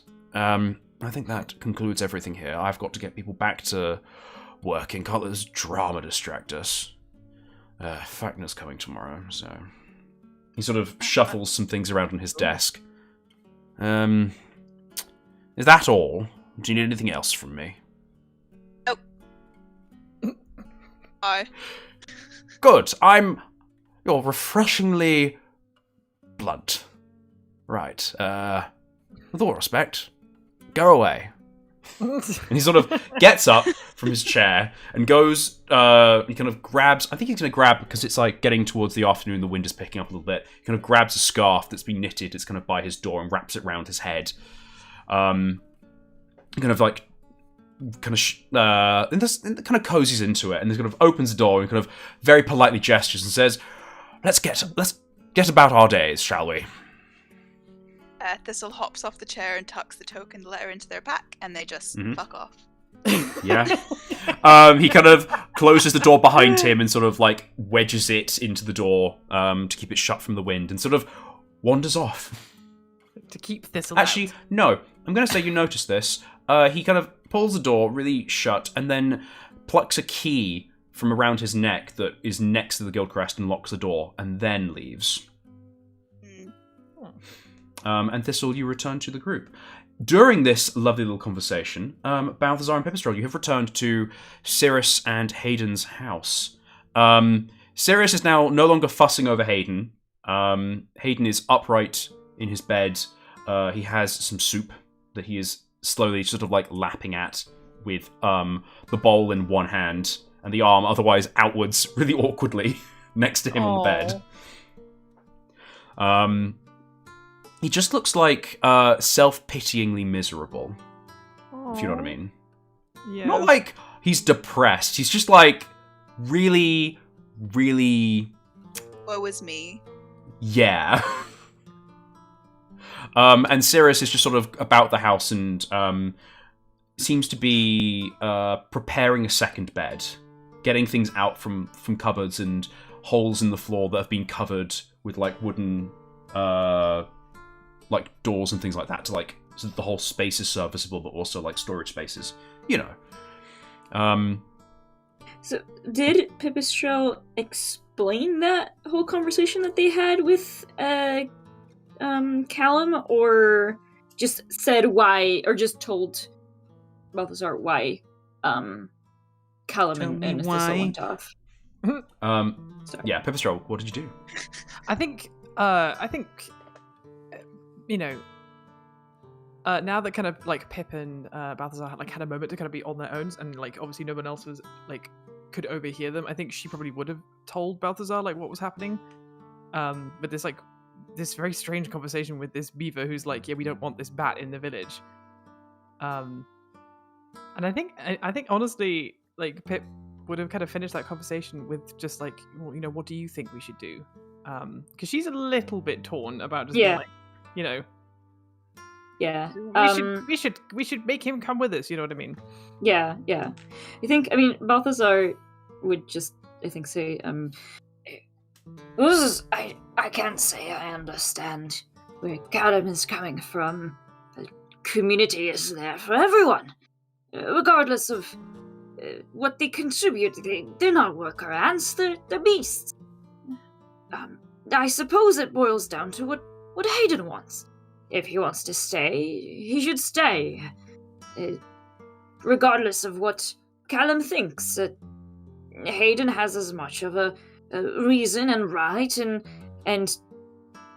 a reason and right to stay and be here and be himself. But if he wants to leave, then of course I'd be very happy to help him come along and find a life for himself somewhere else. Whether he want to stay there or return one day, it's really his life and his call, and I suppose I just shouldn't be very surprised with all the strangeness that I meet in the different communities of the Bristley Woods. Try my best not to cast judgment, in spite of, well, my own feelings on the matter. So let's talk with him. Let's see how he feels. Mm-hmm. I think Pip is happy that they were on the same page. Yes, sorry. You arrive, the house is as I described it. The door isn't open, but you kind of pass by a window and you see that they're kind of just about their business. And I think maybe like Cirrus kind of glances up and does like not like a shock, but just like a bit of a double take of like, oh, someone's probably, oh, it's you two. And then kind of puts down like the kind of blankets she was holding and kind of T-Rexes over to the door and pulls it open. Yeah. A door which, as the narrator, I will say, has no lock on it. Oh, okay. Pulls the door open and says, oh, hello, you're both back. Oh, what was that commotion at the river? Is everything all right? Oh, everything is okay now. Our friend Thistle had to go and save a poor otter from drowning. It was very dramatic. She sort of kind of mouth just falls open and goes, oh, that's intense. I'm glad that you were here to help with that. Who was it? Oh god, what was the name of the otter? Irene? Eileen? Was it? Oh, it's a shame, Eileen. Oh, well, I'm glad that she's okay. I'll go around with some tea or something, and I'll make sure she's okay afterwards. That sounds like it's a lot to go through.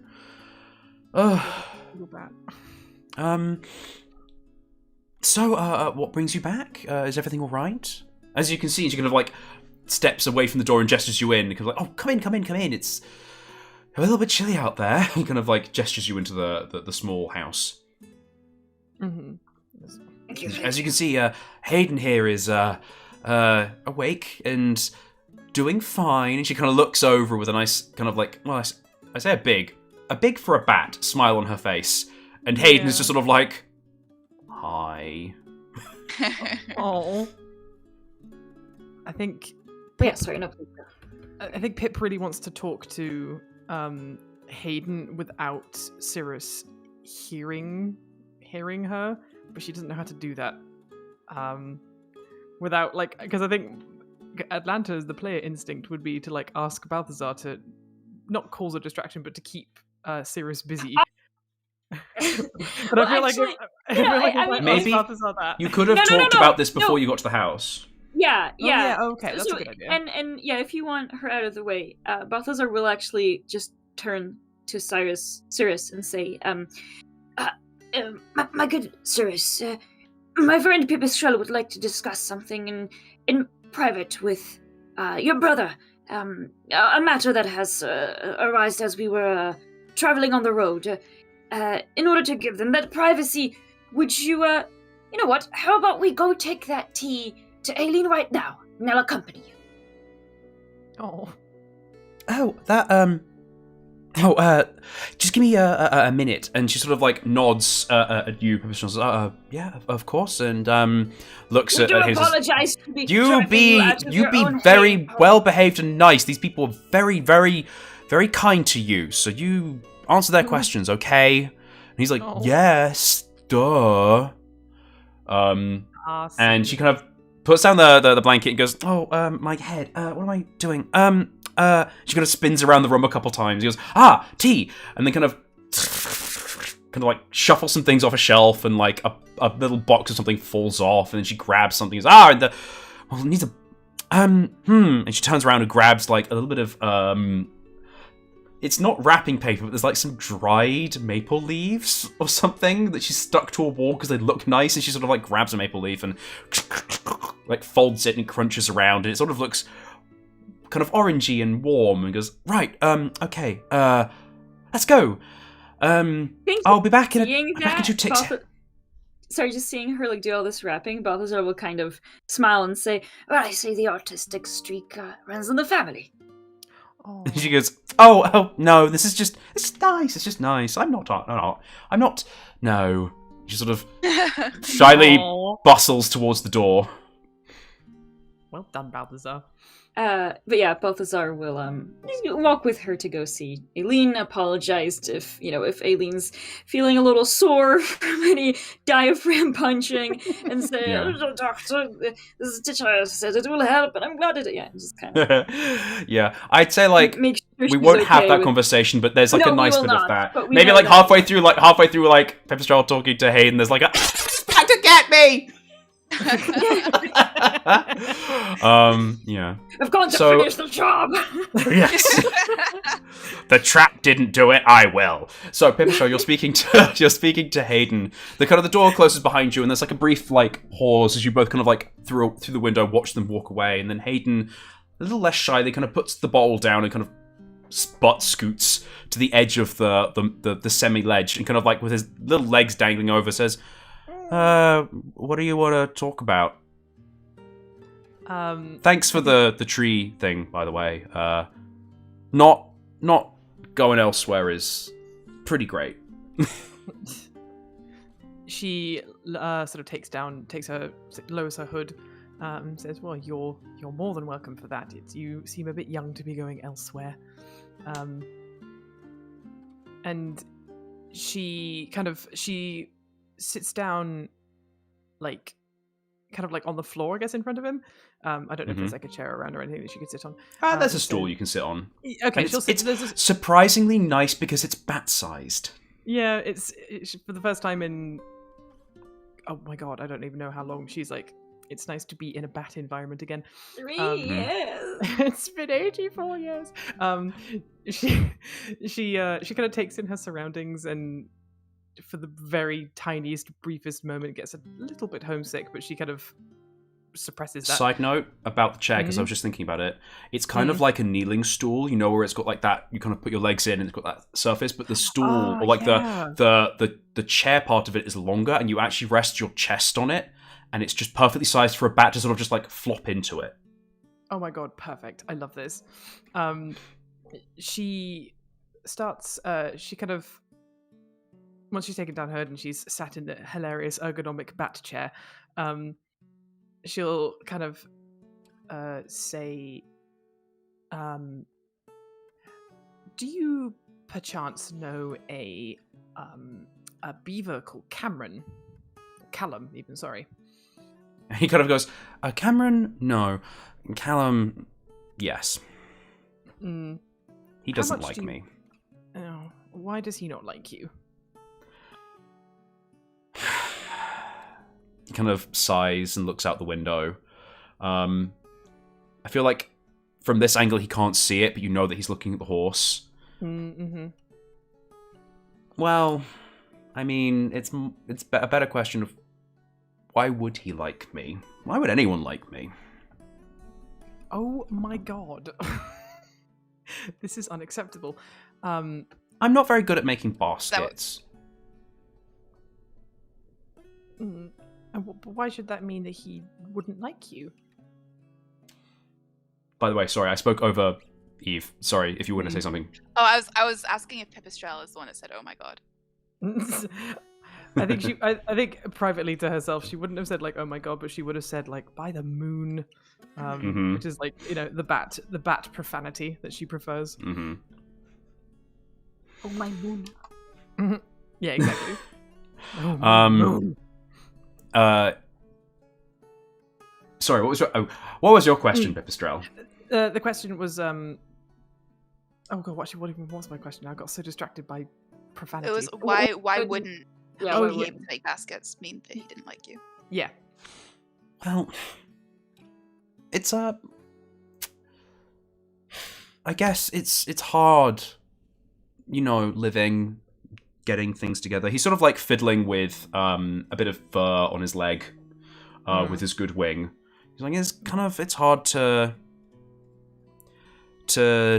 fish and to catch insects, and everyone's got to pull their weight. It's just so boring. Honestly. I don't know about you, but sitting and watching aphids all day is not what I want to do with my life. And I feel really happy when I make these sculptures, and he is not happy when I make these sculptures, so yeah. That's the crux of it. And he awkwardly like grooms and picks at something. Oh. Pip has flashbacks to having very similar arguments with her parents about silkworms and taking up the family business, etc. And she says, I think I know the feeling very well, actually. Well, what is it that keeps you here, then? Why do you keep coming back? Because he told me that you keep coming back. Oh my god, hang on, sorry. Wait, what? So, I got a call from my mum on my iPad, which I didn't realize was connected to my headphones. And then I ended the call, because I'm not taking it right now. And then Dark Souls music started blasting on my computer. So everyone on the stream just heard, like, Dark Souls boss music. Nice. Very tense for this nice somber conversation. So, yeah, turns out Fat the Hungry is here. Boss time. Yeah, just the like boss, the name suddenly appears at the bottom, and a fog, the full like, health door bar appears. Yeah, the health bar, and like Hayden just hunger gets like an appears. axe out. Yeah. It's just sitting there like, what is happening? No, the music is playing really faintly in the background. The fog door appears over like the hut door, and there's Balthar like, ah!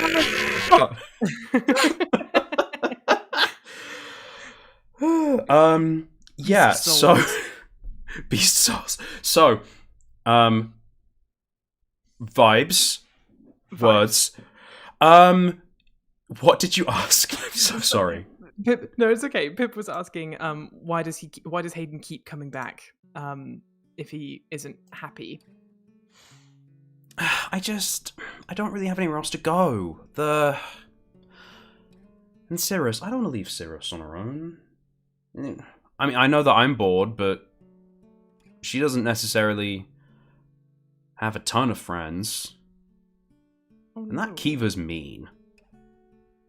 But, I mean, I don't know, it's boring being here, but then I go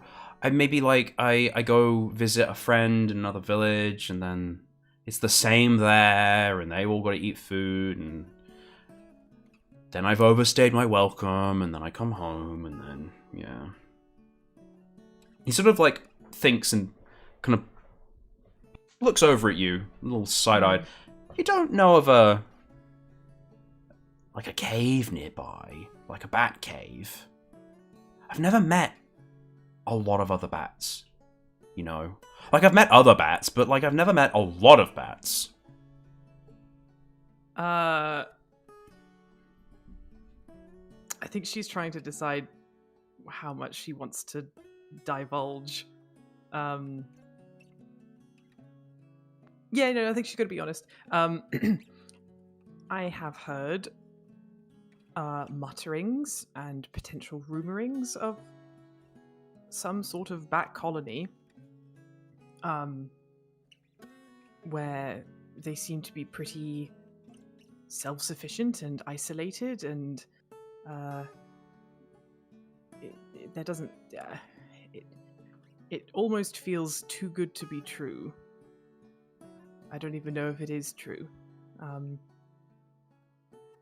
But I have been looking for something like that myself.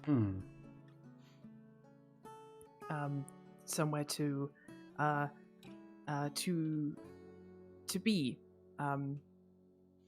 where I don't have to please anybody else, I suppose. He's kind of nodding at this, and he's like, well, if you find it, come back and let me know. I will. I most certainly will. But in the meantime, what are you going to do now about staying here? Will you stay, or maybe you could convince your sister to come with us and we could all go to Summit? Oh, she wouldn't go. She likes this place too much. Plus, I mean, if we go, then... Well, if she goes, then they're not going to have as many baskets, and Callan's not going to like that. And then... I don't know. What I'm going to do right now is I'm going to hand her a lot of willow. And she kind of, like, lifts and then very gently puts down back his broken arm, which is spread out, and then sort of, like, flaps his good arm. I have, got one useful bit. I think Pip sort of... Maybe I'll stir soup. I think Pip would sort of, like, watching him kind of, like, doing things just, like, one-winged. Again, like, thinking about her own sort of injury to her wing when she couldn't fly. Is like, you know, just because you can't fly or use both of your wings right now doesn't mean you're not useful. You're still here, you're still breathing, you're still thinking and sharing your thoughts and feelings. That's useful. It feels like I'm trying to make a connection with him. I want you to make a willpower roll for me to see how he's going to react to this. Oh god, I clicked on the wrong thing. Can I tag? Can I tag? I don't think I can tag anything. No, okay, I can't tag anything. So just a willpower, straight willpower. Success. Oh no, wait. No, sorry, I rolled with advantage. I'm stupid. Let me try that again. Still a success. Well, nice. I was going to pick the first of the two rolls, because it tells you that you rolled a 5 and a 4 there if I mouse over it. Yeah. So you would have got a success either way. Nice. So yeah, and he seems to sort of, like, nod at this, and you get the feeling that, like, it takes time to change how you think. It took a lot of time for you to change how you thought about yourself. Absolutely. But, like, there's something sunk in there. Something's sitting on the surface. I think that makes her feel good. And he's just sort of, he's nodding, and he says, well, after a little while, he says, well, I guess, you'll be getting off then. Thanks for stopping in.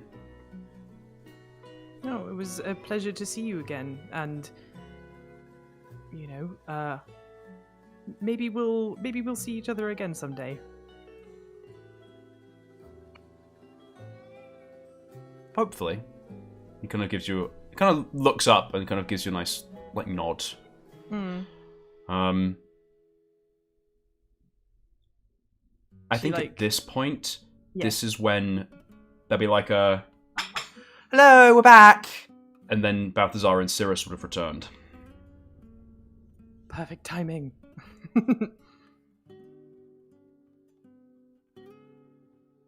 I think she would kind of almost stall on, like, thinking maybe saying something else, but I think she'll kind of hold it in and say, it's like, how did it go? Did she enjoy the tea?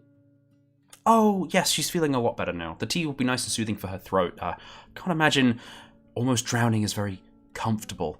Yeah, and she even gave Balthazar a hug, which was very sweet. And, yeah, it was just a very nice time. Did you talk about what you need to talk about? You guys on your way now?